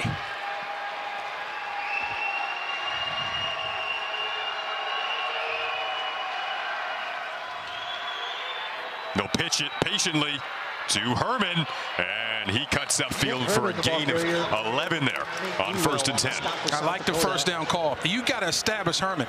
6 carries in the first half is simply not enough. Again, you see the explosion. When the guy decides to make his move, it is really electric, and he got out to a slow start. Again, as a true freshman, they weren't counting on him initially. He only averaged 4 carries a game in the first 4 games. After that, he's had no less than 12. So get him the football and allow him to establish the rhythm for this offense. Slowly built into that starting role and literally running with it since then. There he is once again, like you said, getting him more carries. When you're down in the first half on the road in the playoffs, you have to now say, okay, what is our identity? Let's go back and lean on our identity. The scoreboard says you can do that and be a running football team. You gave up the first 4 in the first possessions, first score, excuse me, and so now you're down 14. I get it. Plenty of time to play. Reestablish your identity. Set your team up to get in a rhythm offensively and protect your defense. Got 2 tight ends in there, Shuddy and Scobie, who both come in motion, but they will give it to Hughes, and the deception made a man miss, and Hughes gets to midfield. Ultimately brought down by Mikey Munn, who stuck with it on that play. I used to make plays like this in my backyard growing up as a kid, Jason. Never in real life. I was wondering where you were going with that. Woo, look at that. That's all it takes. How about that move in the open field to get the first down? You're seeing this now. What are you as an offense? We are Nick Herman, and we are Taj Hughes with touch plays, and then we're Jackson Voth down the field. This is what has made us great all year, all led by your true freshman quarterback pulling the trigger. You've got Voth at the top of your screen. Inagawa rolling. I think they wanted that, but Inagawa going to have to improvise instead. Picks up 4 there. Nice job of getting down on the ground, too, to avoid the big hit. 4 yards on first down is good enough. This is how Drake is playing at their best. Being efficient on the first down, not falling behind behind schedule, excuse me, and then staying ahead of the sticks and then converting on third down. This is what it's going to take to bring you back. Obviously, you need the defense to be a little bit better, but first things first, offensively, you need to respond being down 14 points.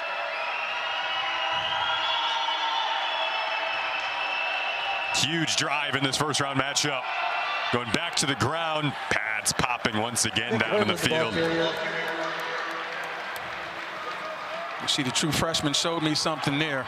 Most young guys don't like to run it up inside and face that heat. A lot of guys, especially with the speed that Herman has, will look to bounce that football, and there was nothing outside. Good job of getting up inside, getting what was there, and setting your offense for a third and manageable.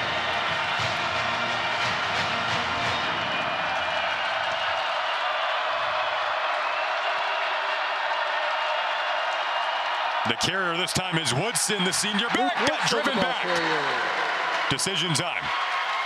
4th and about 2.5 coming up here. A lot of penetration on the right side of that offense, and it was led by Nate Ewell, a linebacker. I like linebackers that aren't afraid to play on the other side of the line of scrimmage. You can't run inside zone with that type of penetration. Great job by the Yotes. Numbers on 4th down this season, second best in the Pioneer League, which they won this year, the Pioneer League champs. Excuse me, Jason, get Inagawa on the move. Inagawa gonna roll here. He'll throw it, got it, first down to Voth. I was so excited to say it, I'm tripping over you, partner, and I'm sorry about that, but as you saw, he stayed in the pocket initially, but then got on the move, and that ability to extend is what uncovered the receiver. His initial move, it's not there. Now Inagawa is moving, and so great job of adjusting there by Voth. All created by Inagawa's ability to extend the play and the intelligence of Voth to uncover late.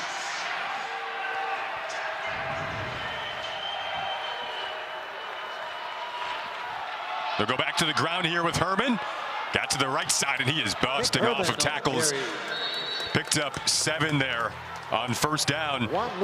So Drake on the verge and looking good on this drive, trying to answer the South Dakota score. And see, that's unfortunate because he's heating up. He's got to go off because the shoe came off. I have never run out of my shoe. I don't move that fast, Jason. But what you're seeing is the establishment of their identity. That's what we talked about.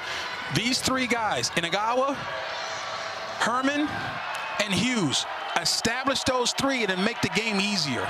Told you I saw you moving up those stairs earlier today. I mean, you move pretty fast. Shoe stayed on, though. Go to the ground with Messinger, third back we've seen on this series. There's a flag here. Drake's opening drive of the day stalled around this territory because of flags. This appears to be against South Dakota.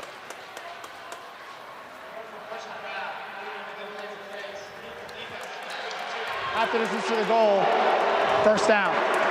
Second time that Mo Newsom has been called for that hands to the face. Yeah, the first time, okay, you know, it happens. And 2 times, that's a bad trend now. And the question is, after the penalty, is he holding the jersey or is he holding the face mask? And because that face mask, look, he's got a hold of that jersey, Jason. And so here, I'm with Mo now, and I'm with head coach Travis Johansson. That hand was in the jersey, in the collar area. That was not illegal use of the hands there. He was being physical. So now Inagawa gets inside of the 10, can get a first down here at the 3 without scoring.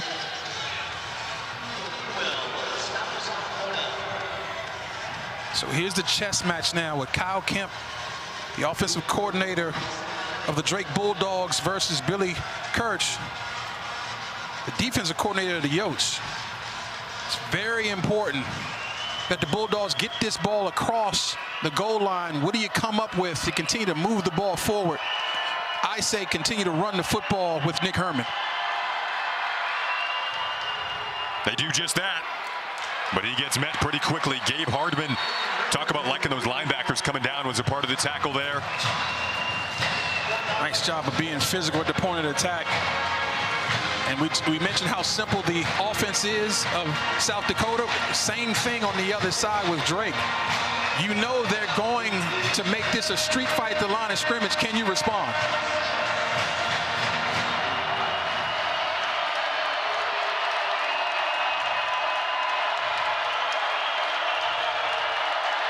Big spot for the freshman Inagawa.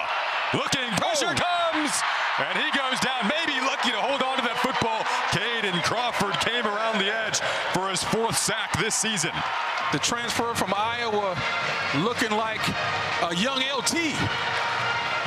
Beautiful job of in and out rush. Now watch him try to get that ball out.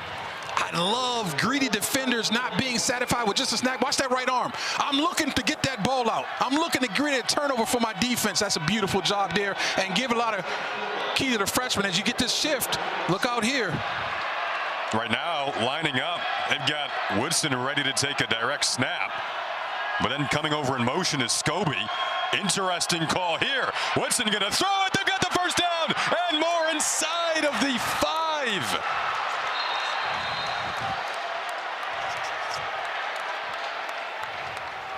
We'll see if they've got enough. The ruling on the field is the runner is stopped short of the line of game. First down, South Dakota. Timeout. Half a yard short, and South Dakota's going to get this back after a gutsy call. So Woodson throws it but it's the South Dakota defense stopping them just shy.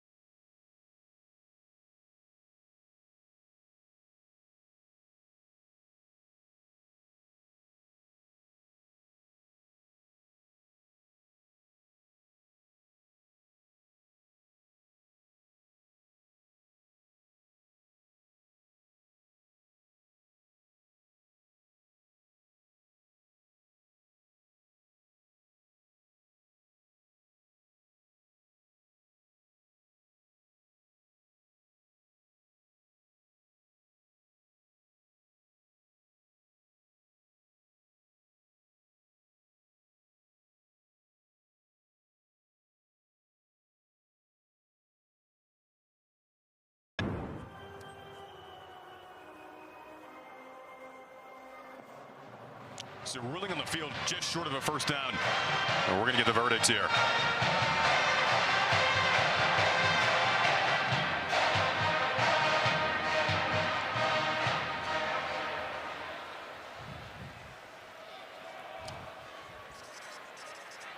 Watching it back, it looked just short. After further review, the ruling on the field is upheld. It is first down.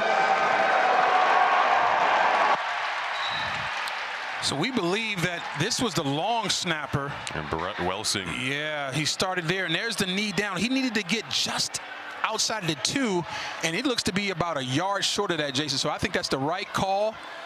And this was really a gutsy call and really good execution. But it's one of those deals, like Mark Jackson used to say, the operation was a success, but the patient died. They did everything right, but you got to give a lot of credit to this Yost defense for stepping up and making a play. LJ Phillips found a crease. He's past the 20 to the second level. And he's able to slip on a Mangialardi's tackle. Then Caudy ultimately brings him down. Huge run from Phillips, feasting off that momentum from his defense. What a luxury that you can get an explosive play down near your goal line by just running outside zone, because you have a running back with great vision and explosion through the hole. And that was a touchdown-saving tackle at the end of that. Great job by Caudy getting him down. But, man, this L.J. Phillips is something. 52 yards for Phillips to the Drake 45. And just to piggyback, Tayoka, off the Drake decision to go for it, you like it because it would have still been a 2-score game regardless had they tried to kick a field goal. But now you got to step up on defense here because Bauman is cooking with Fenner in particular. Oh, makes the man miss over on the edge, then sneaks just inside of the 20. He's still up. Those two, they have a connection that has been going all season long. Fenner over 800 yards on the season now. Watch the separation that he creates, Jason. Beautiful job of manipulating the corner. He was already off coverage anyway, worried about getting beat deep. But you see a lot of receivers with that type of cushion get sloppy on their out route. If you stay tight on that out route and make sharp cuts, you're going to create a big window, throwing window for a guy like Bauman. He's not going to miss. Flipped the field in a hurry, didn't they? They did. Phillips still getting a break. Bauman keeps it to the end zone, and that is incomplete. So Drake now with your back against the wall, Tayokas. Caudy gets the pass breakup flag down in the play. We'll see what this is for first. He had plenty of time, too. Great job by the offensive line of giving him a clean pocket for most of that play. I wondered, was it too clean with a hold?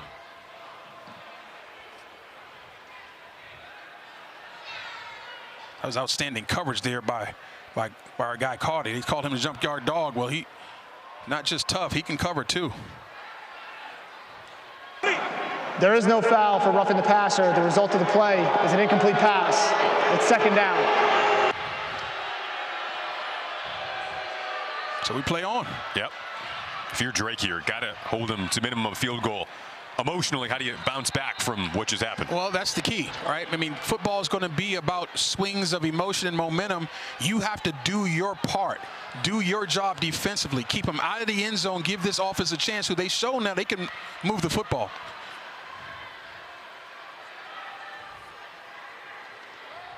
Second and 10 from the 21.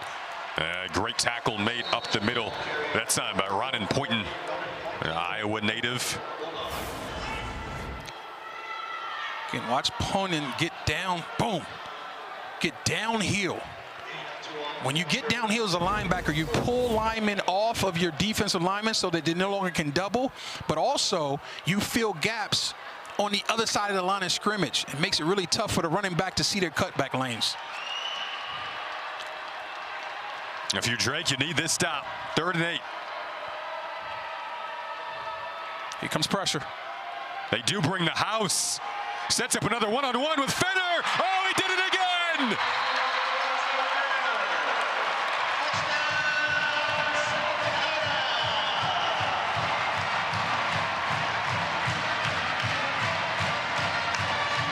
Fenner fully embracing his postseason moment. He's 6 foot, 185 pounds, but he plays bigger, folks. And if you're Aiden Bowman, you just get the ball up and let your guy make the play. And that was a box out, Jason. You do basketball. You know what boxing out looks like. Right. Now, don't try to box me out. You're going to end up on the floor. But he boxed the defender out, got up and made a play. Nice job. 31-10, South Dakota goes up. It was a 52-yard run from Phillips that set this up. Then Fenner with another touchdown grab in the one-on-one.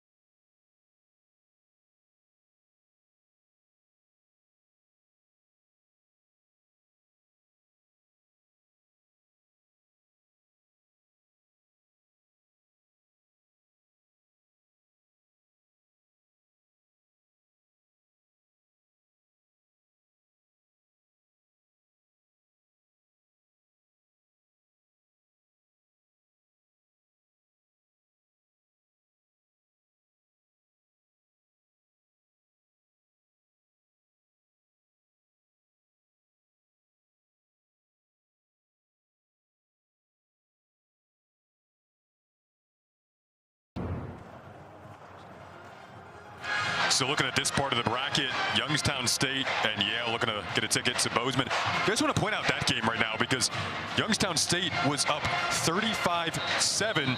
Yale has now come back. It's 42-36 with under 3 minutes to go in the fourth.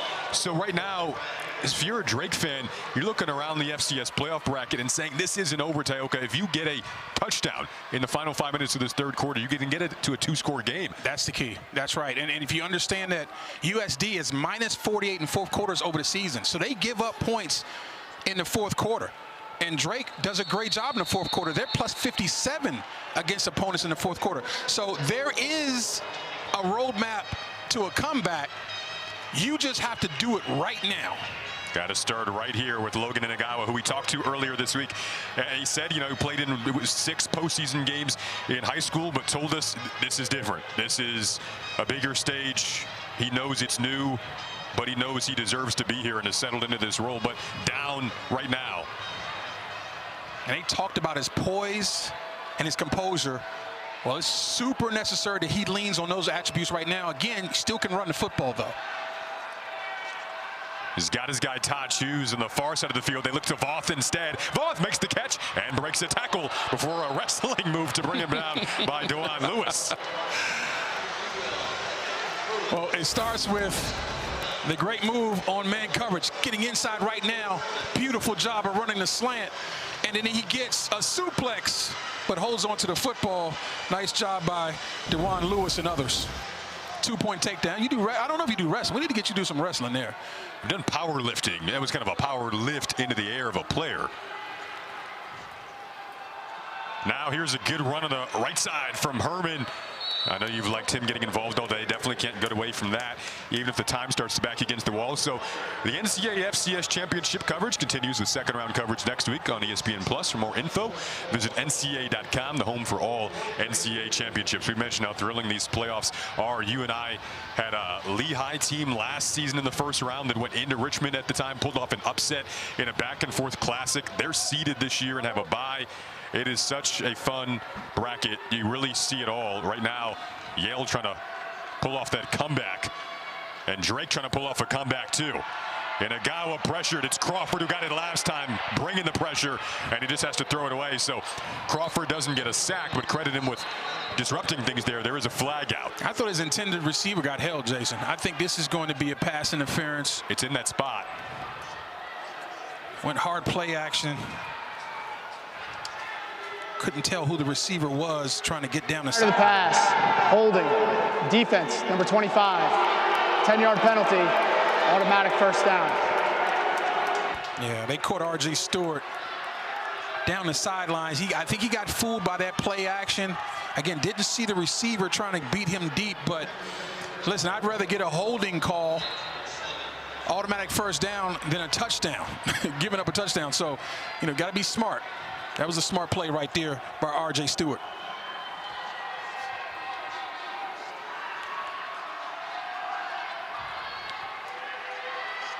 Inagawa now roaming just inside of the 44, picks up a couple as they keep it on the ground, staying balanced. I'd just like to see Nick Herman get more carries, though. I mean, I understand that the quarterback's very good at running the football, but give him more carries. North Dakota right now up on the road against Tennessee Tech. 10-6, tight one in the second half there. Yale scored, by the way, 43-42 with 2:32 to go. Are you kidding me? Stand-up Ivy League. Right. Inagawa on the roll again. Got hit hard that time by Chris Dixon.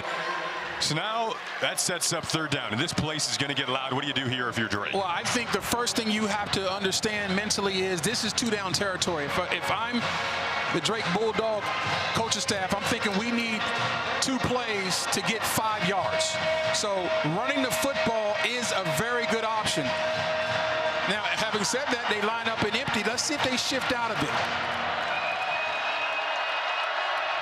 If not, the ball's got to come out quick. They like to look for Voth and Hughes on third down. They go to Hughes, and that gets broken up. Roman Tillman made the play defensively. His first year as a starter. Phenomenal job there on third down. I thought it was a little high and a little late, Jason. I think this ball could have come out a little quicker right now. And if you're going to be that late, it was a little behind him and a little high. So that's tough. But he's got to clear it. He's upset, but now you got to clear that because you got another opportunity right now to pick up this first down. Fourth down. Flag comes out.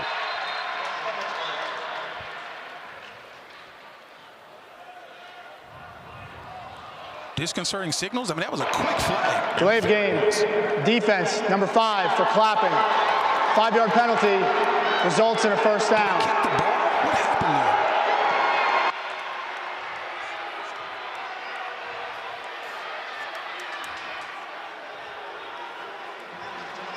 there? We'll try to get an explanation on that.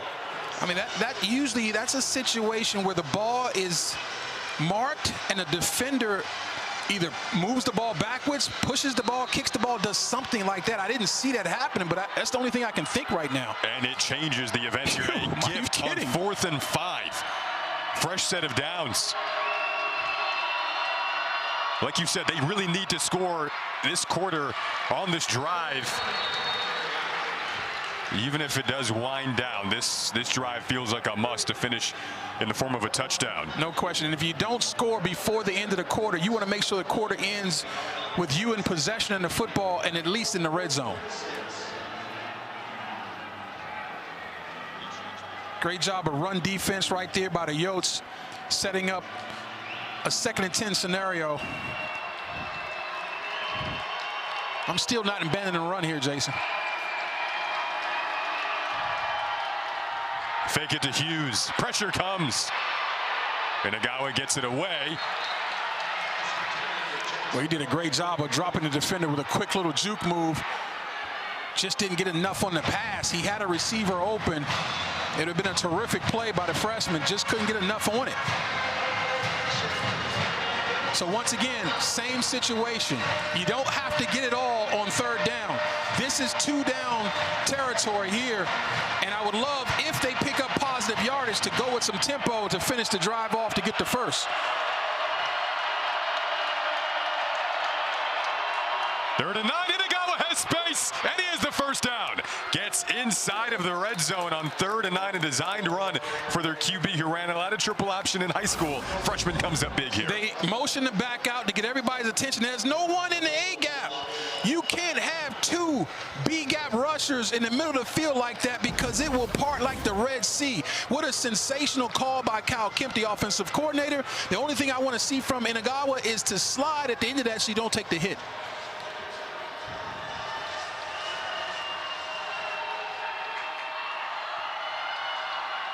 First down at the 20.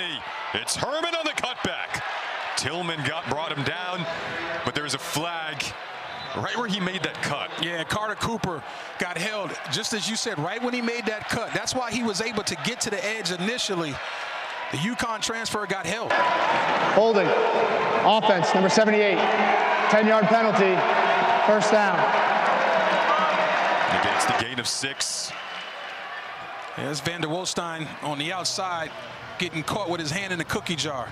When you are at the point of attack, the officials are watching you to see if you do anything that impedes the defender illegally. And Nathan got caught there holding. So they're happy to have him back because he's missed 5 weeks, and they feel like they're at their best when he's playing. But that time he hurt his team. Captain senior trying to prolong his career at left tackle, Van der Wolstein. 1st and 20. Voth tried to readjust to that. Incomplete. Good coverage from R.J. Stewart again. End of the quarter. Feels like a must-score drive for Drake. Latest touchdown from Fenner puts South Dakota up 31-10. Trying to get to the 2nd round.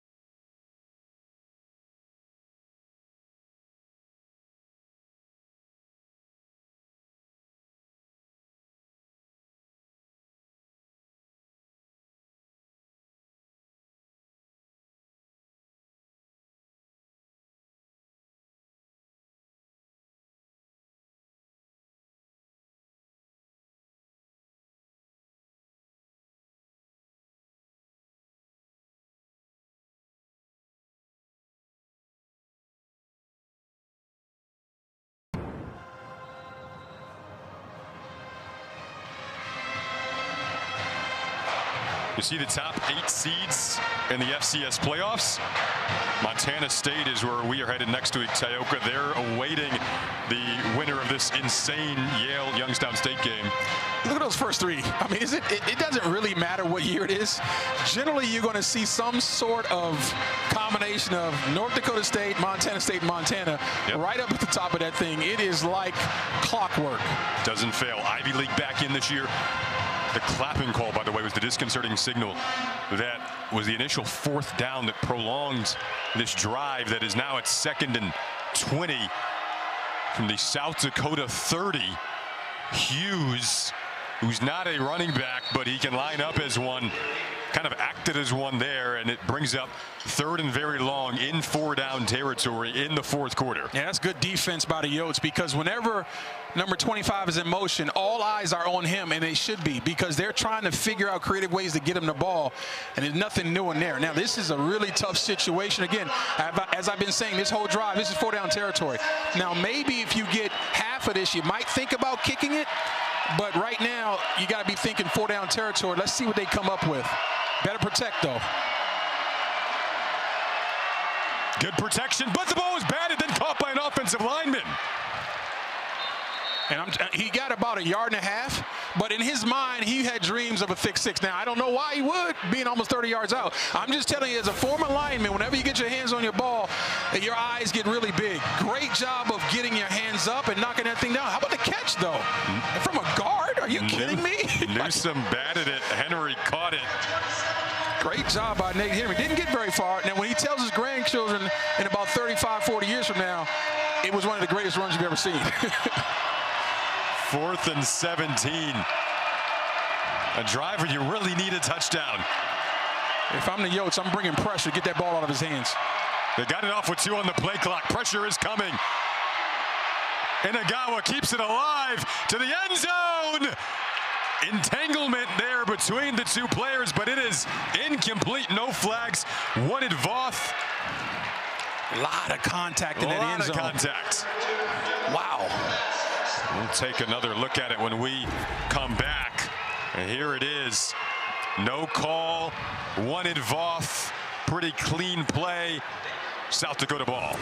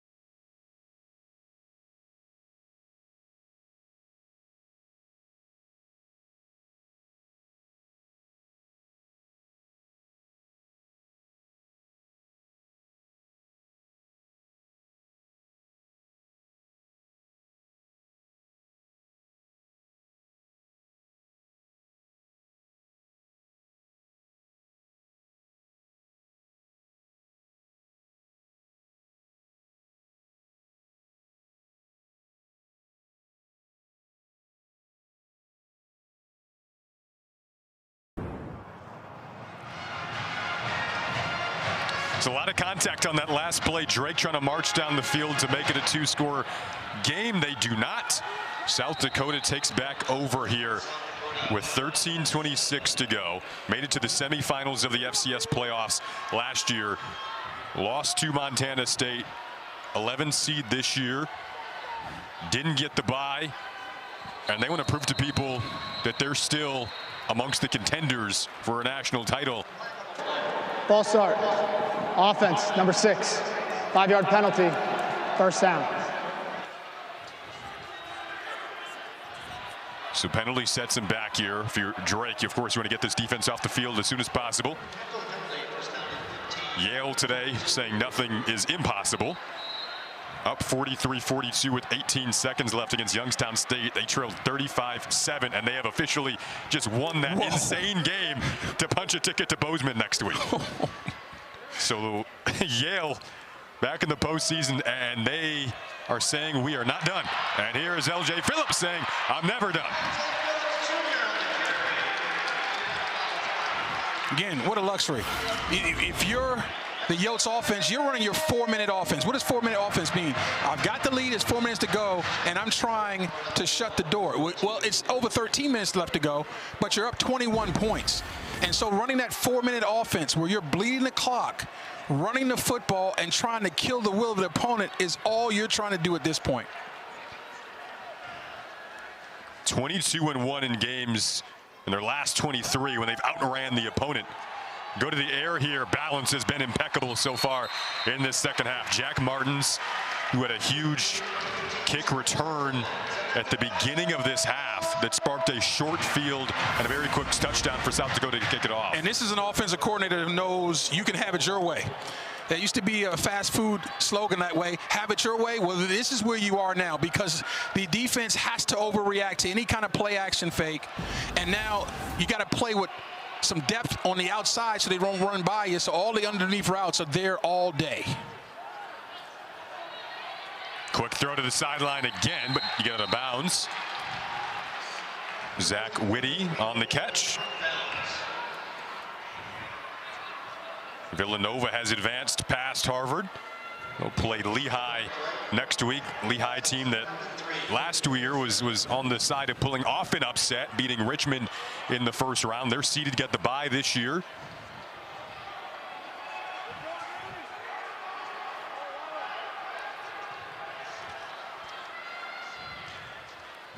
Reed Watkins, the running back here, inside of the 30.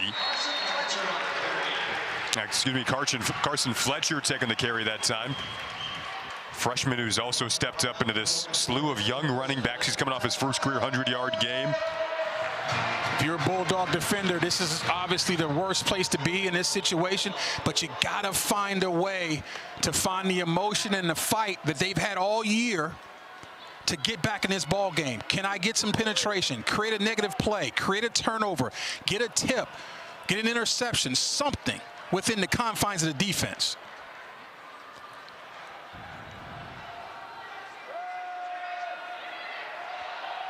Well, Bauman's just so consistent. That's going to be the issue for Drake's defense. A guy who doesn't make a lot of mistakes finds Phelps that time.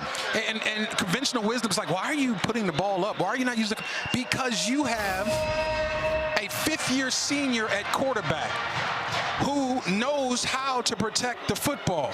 Somebody that you've relied on all year.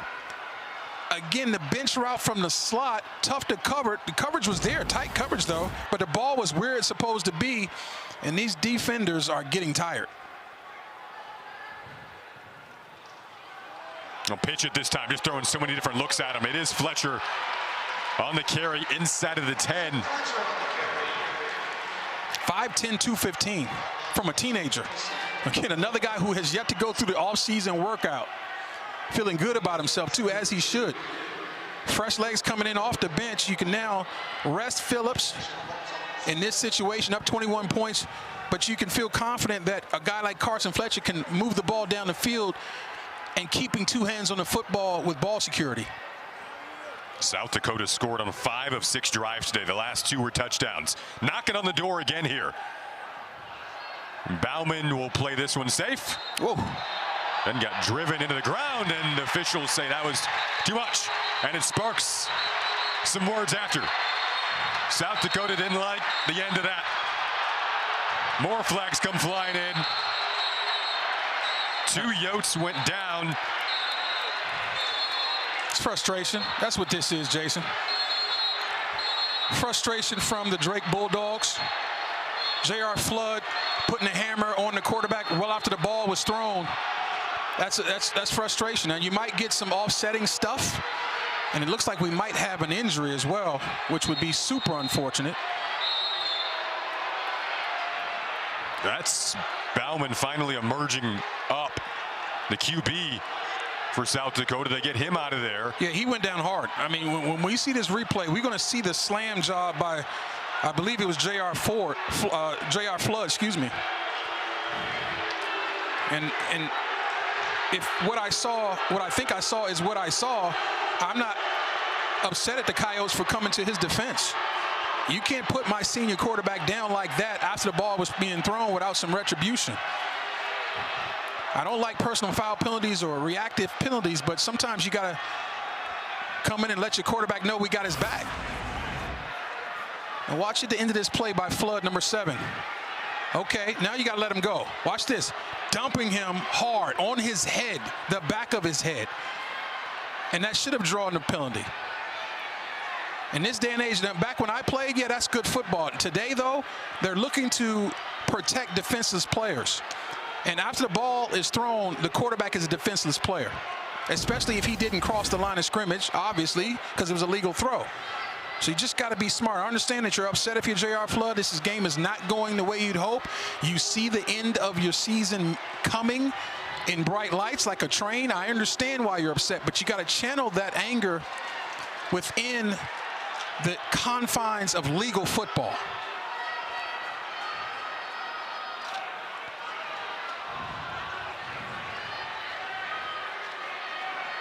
I love how his teammates came to his aid, though, led by the offensive lineman.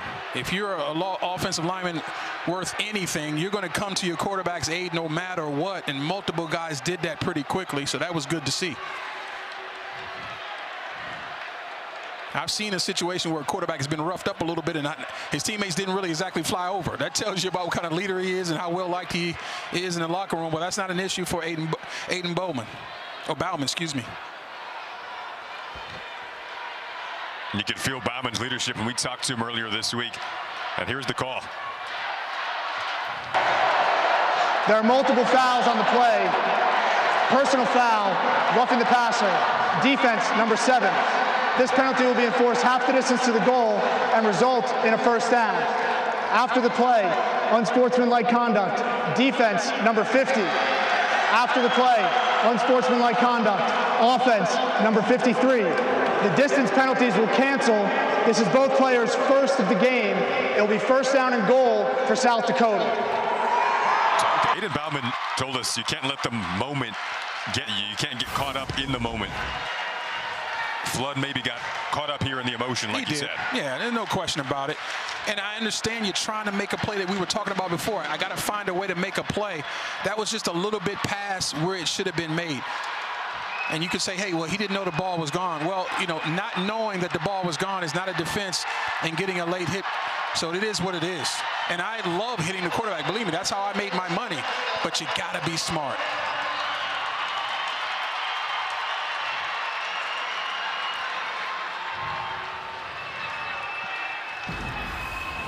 Sets up first and goal after all that.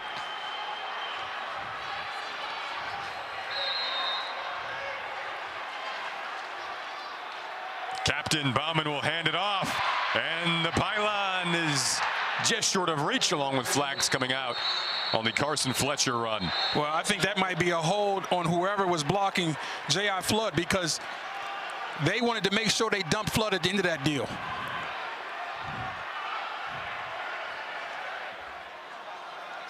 Chess match, an exchange of emotion here.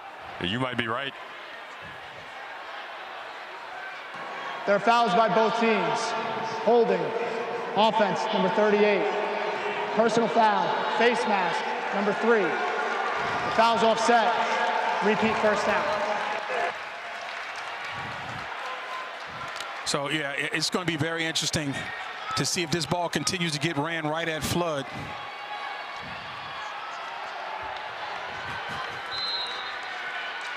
And whoever's blocking him, it's going to be interesting to see. Now, Flood's switching sides. He's going to the top of your screen. Because I guarantee the guys in the black jerseys, they want get back on number 7. Yeah, if they get this in, they won't be leaving the field quietly either.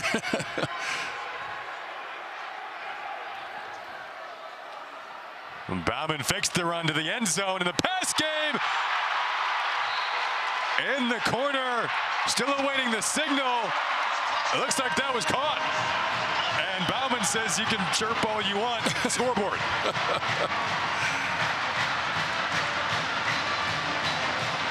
Martins hold it in.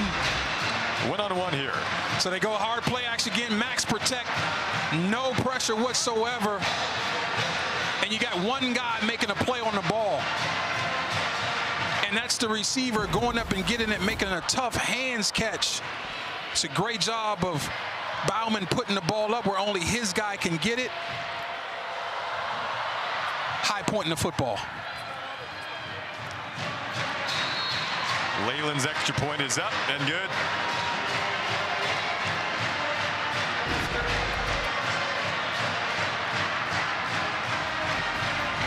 Bauman gonna walk off the field with his team up 38-10.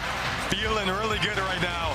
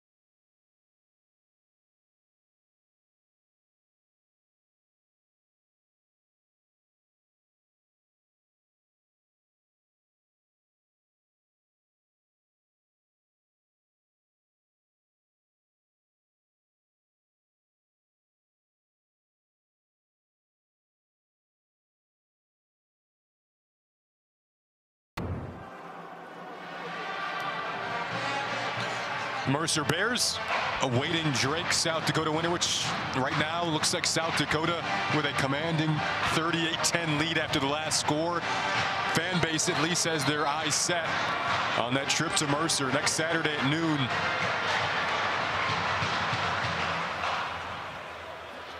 Mercer earning that 6th seed this year.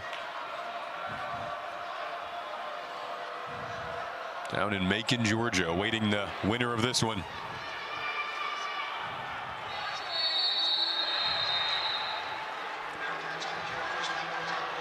Mercer went 11-3 this year, and now trying to keep things going this season. 9-2 this year, 8-0 in conference play. 4-1 on the home field. Their 3rd straight appearance in the FCS playoffs. Got a bye to get rested and healthy, and he kind of nicks sore, what everybody has this time of year. That bye week is invaluable, though, and how you handle it is so critical, because you don't want to come back out rusty. You want to come back out primed for the best performance at home so that you can survive and advance. Mike Jacobs back-to-back SoCon Coach of the Year. Again, went 11-3 last year, 9-2 this year, unbeaten in conference play. 9:10 to go in this one. Drake needing a miracle. They really needed a touchdown in the drive where they were marching down the field, down 31-10, entering this quarter. Weren't able to punch it in. South Dakota goes down, goes up 38-10 instead. South Dakota, a group that's played 6 straight one-score games, entering today. Comfortability in front has not been a theme in the last 6 weeks, but it is right now as they have controlled this second half. They were coming off a 53-point performance a couple of weeks ago, had a bye week. They felt like that bye week was huge. South Dakota got healthy, felt like they were reset. It was almost as if they somewhat had a bye week today, and the defense continues to step up. Inagawa gets brought down there. LaPerry, who comes down specifically, usually on third down scenarios, to make plays like that with a big sack. But that was a He-Man sack. Watch LaPerry on the left side of your screen. Gets it, he's locked up, gets off. Now watch him reach out with one hand and pull the freshman down while being blocked. What an outstanding effort play by LaPerry. Transfer from Texas. This South Dakota team started 0-2 this year, did not hit the panic button. Had a 7-point week 3 win against Northern Colorado. Really turned the tide after that.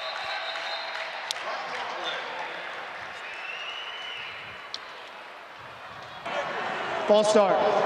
Offense, number 78. 5-yard penalty. Second down. I think when the Bulldogs look back at this game, they're going to say we had too many pre-snap penalties offensively.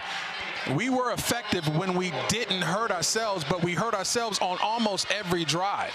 And many of them they were able to overcome and get first downs, but too many penalty yards on offense there.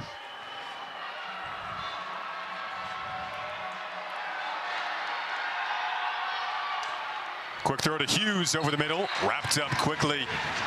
It's something about that exchange as well on the last series with J.R. Flood and all the South Dakota players that it feels like right now, even up 38-10, the energy and the feel in the building, it's giving you chills because it's as high as it's ever been. You see Inagawa's numbers in his first career playoff start. He's helped guide this team down the field, have come up short when it comes to putting it in the end zone today outside of their lone touchdown drive back in the opening half. 3rd and 18. That is incomplete. And again, the pass rush there forced an errant throw. The efficiency hasn't quite been there. This is a guy in Inagawa who came in with just under 70% passing percentage. Again, the pressure here, he feels this pressure, folks, and he's speeding up his clock and speeding up the throw. And so while the Yotes haven't had a ton of sacks, the pressure has been consistent, and that's generally enough to thwart any kind of passing attack from an offense that you're playing against. LaPerry, Crawford, those guys have been wreaking havoc today. High punt to Martins, who's been wreaking havoc in the special teams game. Had a big momentum play on that kick return at the beginning of the half, and South Dakota hasn't looked back since then. 6:43 away from a ticket to play Mercer in the second round.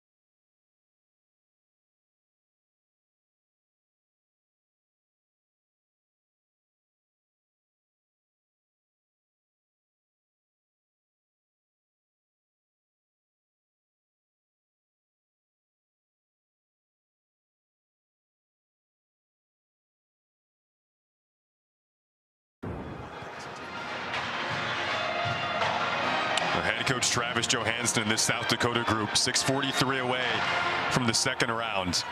In the offseason, his group did a lot to try to build up chemistry on a relatively new team when it comes to playing together. Bauman, of course, the steady leader at QB, but they did a lot of different things. They went on hikes together, went to Black Elk Peak, the highest peak east of the Rocky Mountains, hiked that without their phones for 3 days. Coach even said it was hard to not have his phone for 3 days, let alone college student athletes. But the outdoor work in the winter before that, their motto is do the hard things. And today they've made it look relatively easy on the ground. Going with Reed Watkins. There is a flag down. But all those hard things coming together for moments like this on the postseason stage. When you hear stories like that as we get this call. Holding. Offense, number 0. 10-yard penalty. First down. But when you hear stories like that, as you get a really good look at Nevin Cremascully, the backup quarterback, hasn't played a lot this year and only one pass attempt all year, but it's complete, so he's at 100% completion percentage. But when you hear stories like that, you're just reminded of how much of football is not necessarily all X's and O's. It's a people business, Jason, and you got to build relationships within the rank and file because it'll get you through the toughest, darkest parts of the season. And when you do things like that, where you can suffer together, and believe me, when you're this age and you take a phone from somebody at that age, they're suffering. But when they can suffer together, it builds bonds. And when you're in tough situations, you don't start just thinking of yourself, right? When we saw Aiden Bowden getting pushed around at the end of that play by J.R. Flood, his entire group came over to his aid. And it's like a reaction. It's not something you think about. It's just like, look, that's my brother. You know, we bonded together. It's more than just about football. And so I'm going to come to his aid. And that's what you're looking for when you're talking about being together as a football team. I was afraid for you when you didn't have your phone underneath something over here for about a couple of minutes during the first quarter. Why did that 3 days? Why is that making the broadcast How did 3 days go for you? Well, that's unfair. Well, life isn't fair, Tiger Jackson. 38-10. They go back to the ground with Reed Watkins. Unfortunately, an injury here over on that side.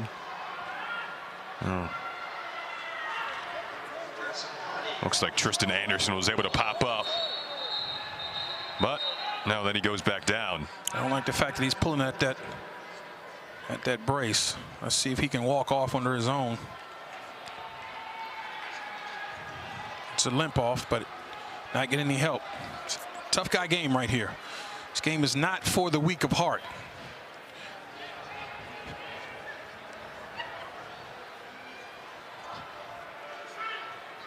Senior, Buffalo Grove, Illinois, and you know, you feel for these players that understand coming in, hey, we've got to try to win this game because this might be my last one. And so some of those thoughts are starting to happen for the team in white. You know, this might be the last time, or this is the last time I'm ever going to strap it up. His head coach Joe Woodley brought it up in our call this week that about 85% of these guys are dinged up right now. But this stage, like you said, possibly the final stage for some of these players. In the postseason, they're battling through it. Anderson with that brace. Gonna wind this play clock down, then just keep it on the ground. And keeping Bauman on the sideline appears for the rest of the game to ensure he stays healthy going into next week against Mercer. Just, you know, again, talking about some of these seniors for Drake playing their last game. You know, they play in the Pioneer League. That's a non-athletic scholarship league, right? And Sean Allison told us, hey, like, some of these guys are paying to play football. Paying to play football. And you want to talk about love of the game and dedication and what this means to those guys. I mean, this is what their life is all about. But the thing is, they go into a great university like Drake, get an education, so they'll have to flip the switch and become a regular citizen. That's a legal play right there. And Voth was bobbling it a little bit. Went down, and he'll march to the sideline. Came off a bit gimpy. We will step aside. 3:56 to go in the fourth quarter here in Vermillion.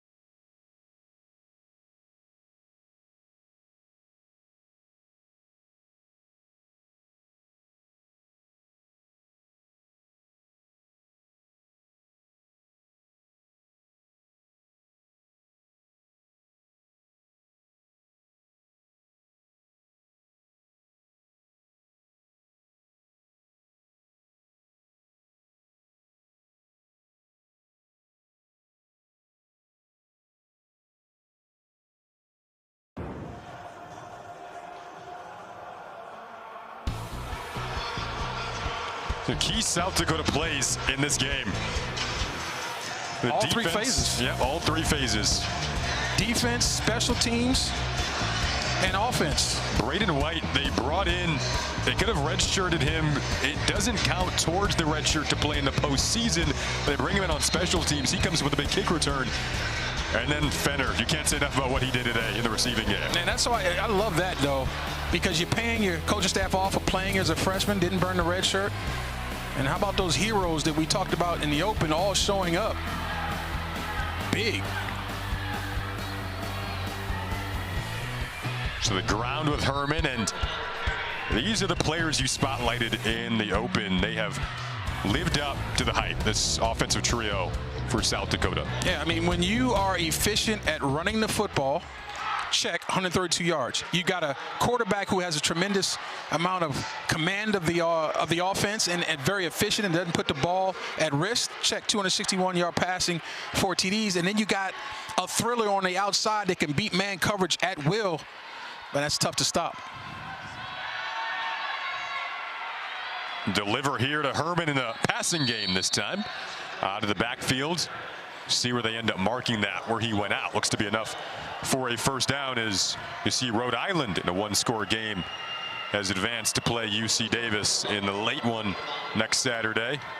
I think that's the next level of evolution from the game of Nick Herman, the freshman, outstanding freshman running back for the Bulldogs. Getting him involved in the passing game, getting him in mismatches with that speed as his career moves on is going to be a tremendous asset.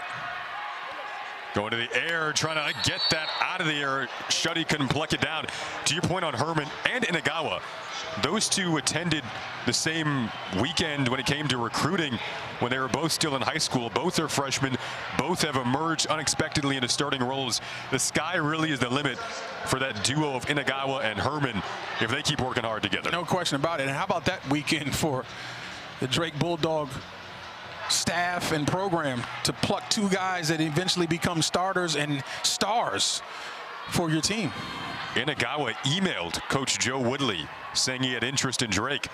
Coach responded, and they're glad they responded because, like we said, his ceiling is so high in terms of what he could keep doing.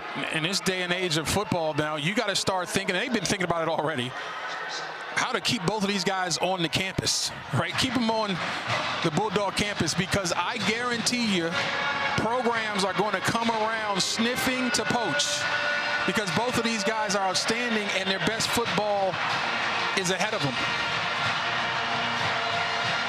You mentioned the unique scenario, Drake being non-athletic scholarship. A lot of the guys, though, go for that Drake degree and stay all 4 years. Throw over the middle, and that is caught on 3rd down. Able to link up with Hank Foley there. That's another guy who's a really good blocker and who's developing as a receiver. Good job of having some real courage, understanding I'm in the middle in the line of fire and I'm probably going to get hit. And I like the throw, the placement by Inagawa to keep that football away from the defense, forcing his receiver to turn a little bit away from that big hit. Approaching that 2-minute timeout. They get a play in before it. Inagawa having to scramble, which he has most of the day. As we sneak in under 2 minutes, there is a flag down. I think you're going to have a holding penalty here, trying to protect your quarterback. But you see the potential from Inagawa. He's really a decisive decision maker. He's a plus athlete. It can really personal foul. Defense. Illegal blindside block. Offense, number 66.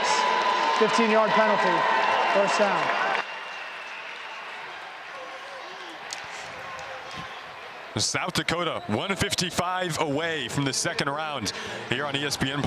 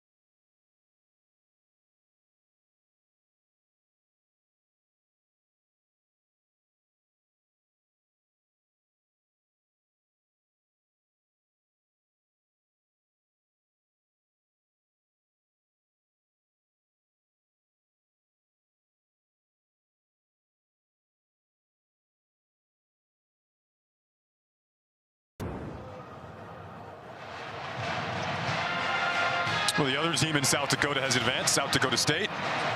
Jackrabbits, and now the Yotes trying to join them. That's a long, long trip home for New Hampshire. You go on the road and lose 41-3. I've been in a couple situations like that. I'm just telling you right now, that plane is going to be eerily silent. South Dakota State, just like South Dakota, got to the semifinals last year. Both lost in the semifinals. This is caught, and it is Woodson on the move. They nearly had a South Dakota State national championship last year. Instead, North Dakota State, of course, went on to beat Montana State. 90 seconds left in this one before South Dakota can celebrate and turn the page to Mercer.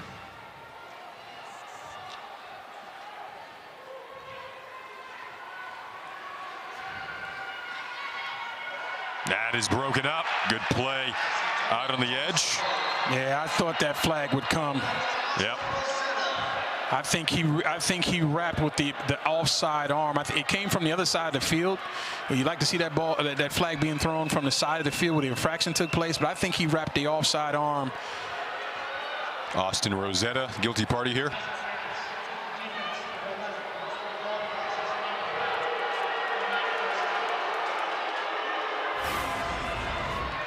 He's going to knock it down with the play sign.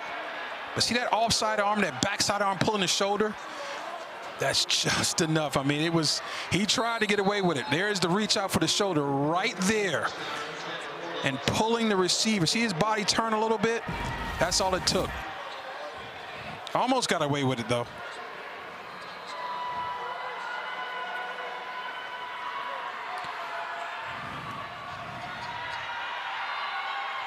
That ball is nearly intercepted. and the reason I'm laughing is because if it wasn't for the pass breakup by DJ Kennard, his teammate has that ball easily and it's going the other way. Yeah, Kennard wanted the interception himself. Going a little deeper in the depth chart now, subbing in for R.J. Stewart. See the pressure they've forced Inagawa to back up and be uncomfortable today. And I guarantee there was a ton more of, like you said, pressures. They don't show up as sacks, Jason, but they often show up as incomplete passes, hits on the quarterback, and those are things that the quarterback remembers. When you get hits on him, when you pressure him and force him to move off his spot and throw it quicker than he wants, that does psychological damage, especially to a young quarterback. Man, I need to get this ball out because this rush is coming. So it creates incomplete passes down the road even when the pressure's not there. The South Dakota defense really struggled in the opening half of their last game against Southern Illinois. Again, that was prior to the bye week. Fitting that they're going to finish this one off. They improved significantly in the second half of that game. Looks more like the South Dakota defense you're used to. Carry that momentum over into today and try to hold Drake to 10 points in this first round playoff game. Travis Johansson, who's great friends with Drake head coach Joe Woodley. They texted each other after the bracket came out last week.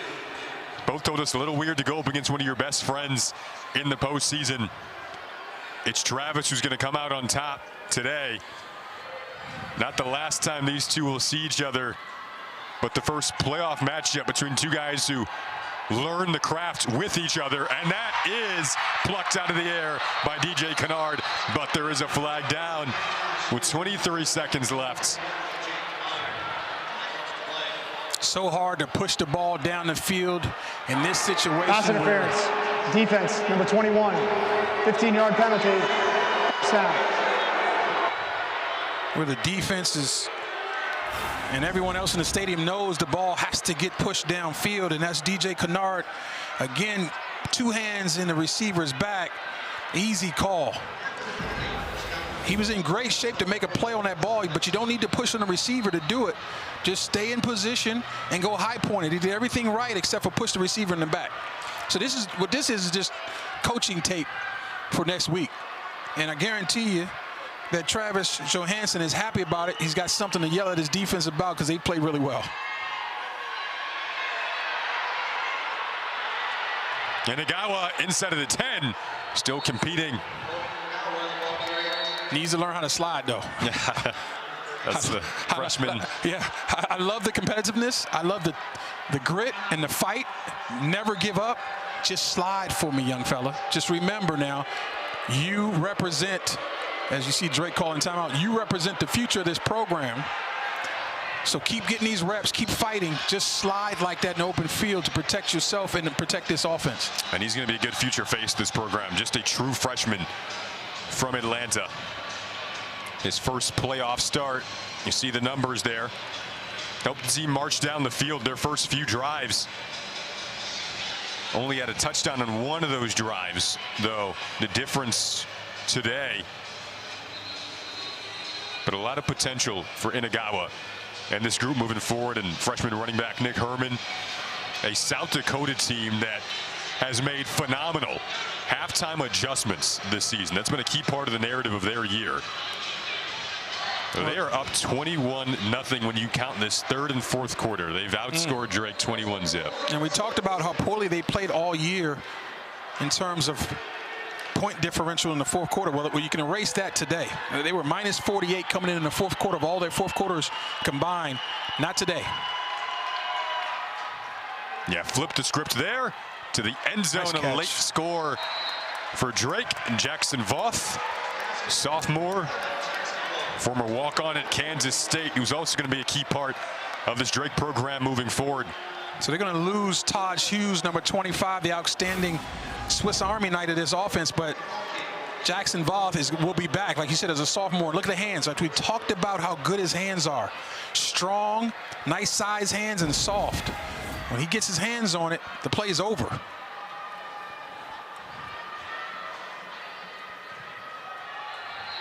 The Pioneer Football League champion Drake Bulldogs do get some points on the board in the second half. Their third straight postseason appearance after a long drought prior to that.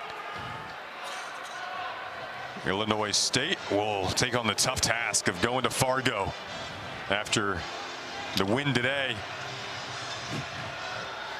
I've had the pleasure of going to Fargo, and it is a place where road teams go to die for the most part. I mean, you're talking about a very talented team who knows who they are. The Bison is that. And you get in that dome, man, it is. And it's technically not a dome. I forgot the name of it. They call that structure. It's such an old and beautiful and cool setting there in Fargo. But it's technically not a dome. There's another term for it. I know the entire audience is Googling it now because it's compelling to everybody but me, I'm sure.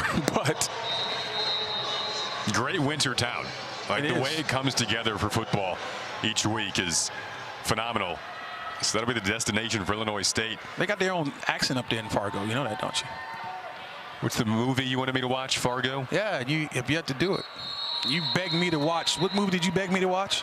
Are we going down the film aisle now? Because it's not fair. I've asked you to watch movies and you won't do it. The film that Travis Johansson's going to watch back today, he will, for the most part, enjoy. He's taking the headset off. Was that a segue? You see how it works there a little bit? You teed me up. We always do tee each other up. 9 seconds left in the fourth. 9 seconds away from playing Mercer in the second round. Travis has to be happy, though. Again, it's not just the win, it's the way they won. A complete team effort where all phases made plays. They played that complementary football that every coach at every level wants to see from their team. Victory formation for the three-year starter, Aiden Bauman. And listen, if you're a Drake Bulldog fan, fret not. I mean, you've got some outstanding pieces to build on, really young pieces that will get better and better. And this loss will stick in their craw. And usually it's the second opportunities for these young players before you see the best out of them. So the Pioneer League is on notice. The Bulldogs are here to stay.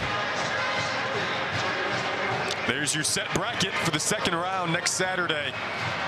Noon Eastern time on ESPN+. South Dakota going to head on the road to play Mercer.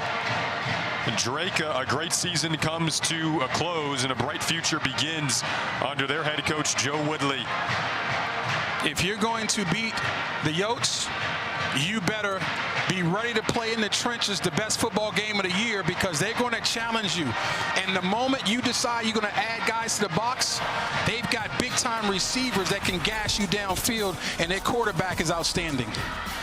A true thank you to our crew on their Thanksgiving weekend, putting in a lot of hard work to make this show great. Thank you guys in the truck. For Tauka Jackson, I'm Jason Ross Jr. saying so long, just getting the party started in the FCS playoffs. South Dakota will advance.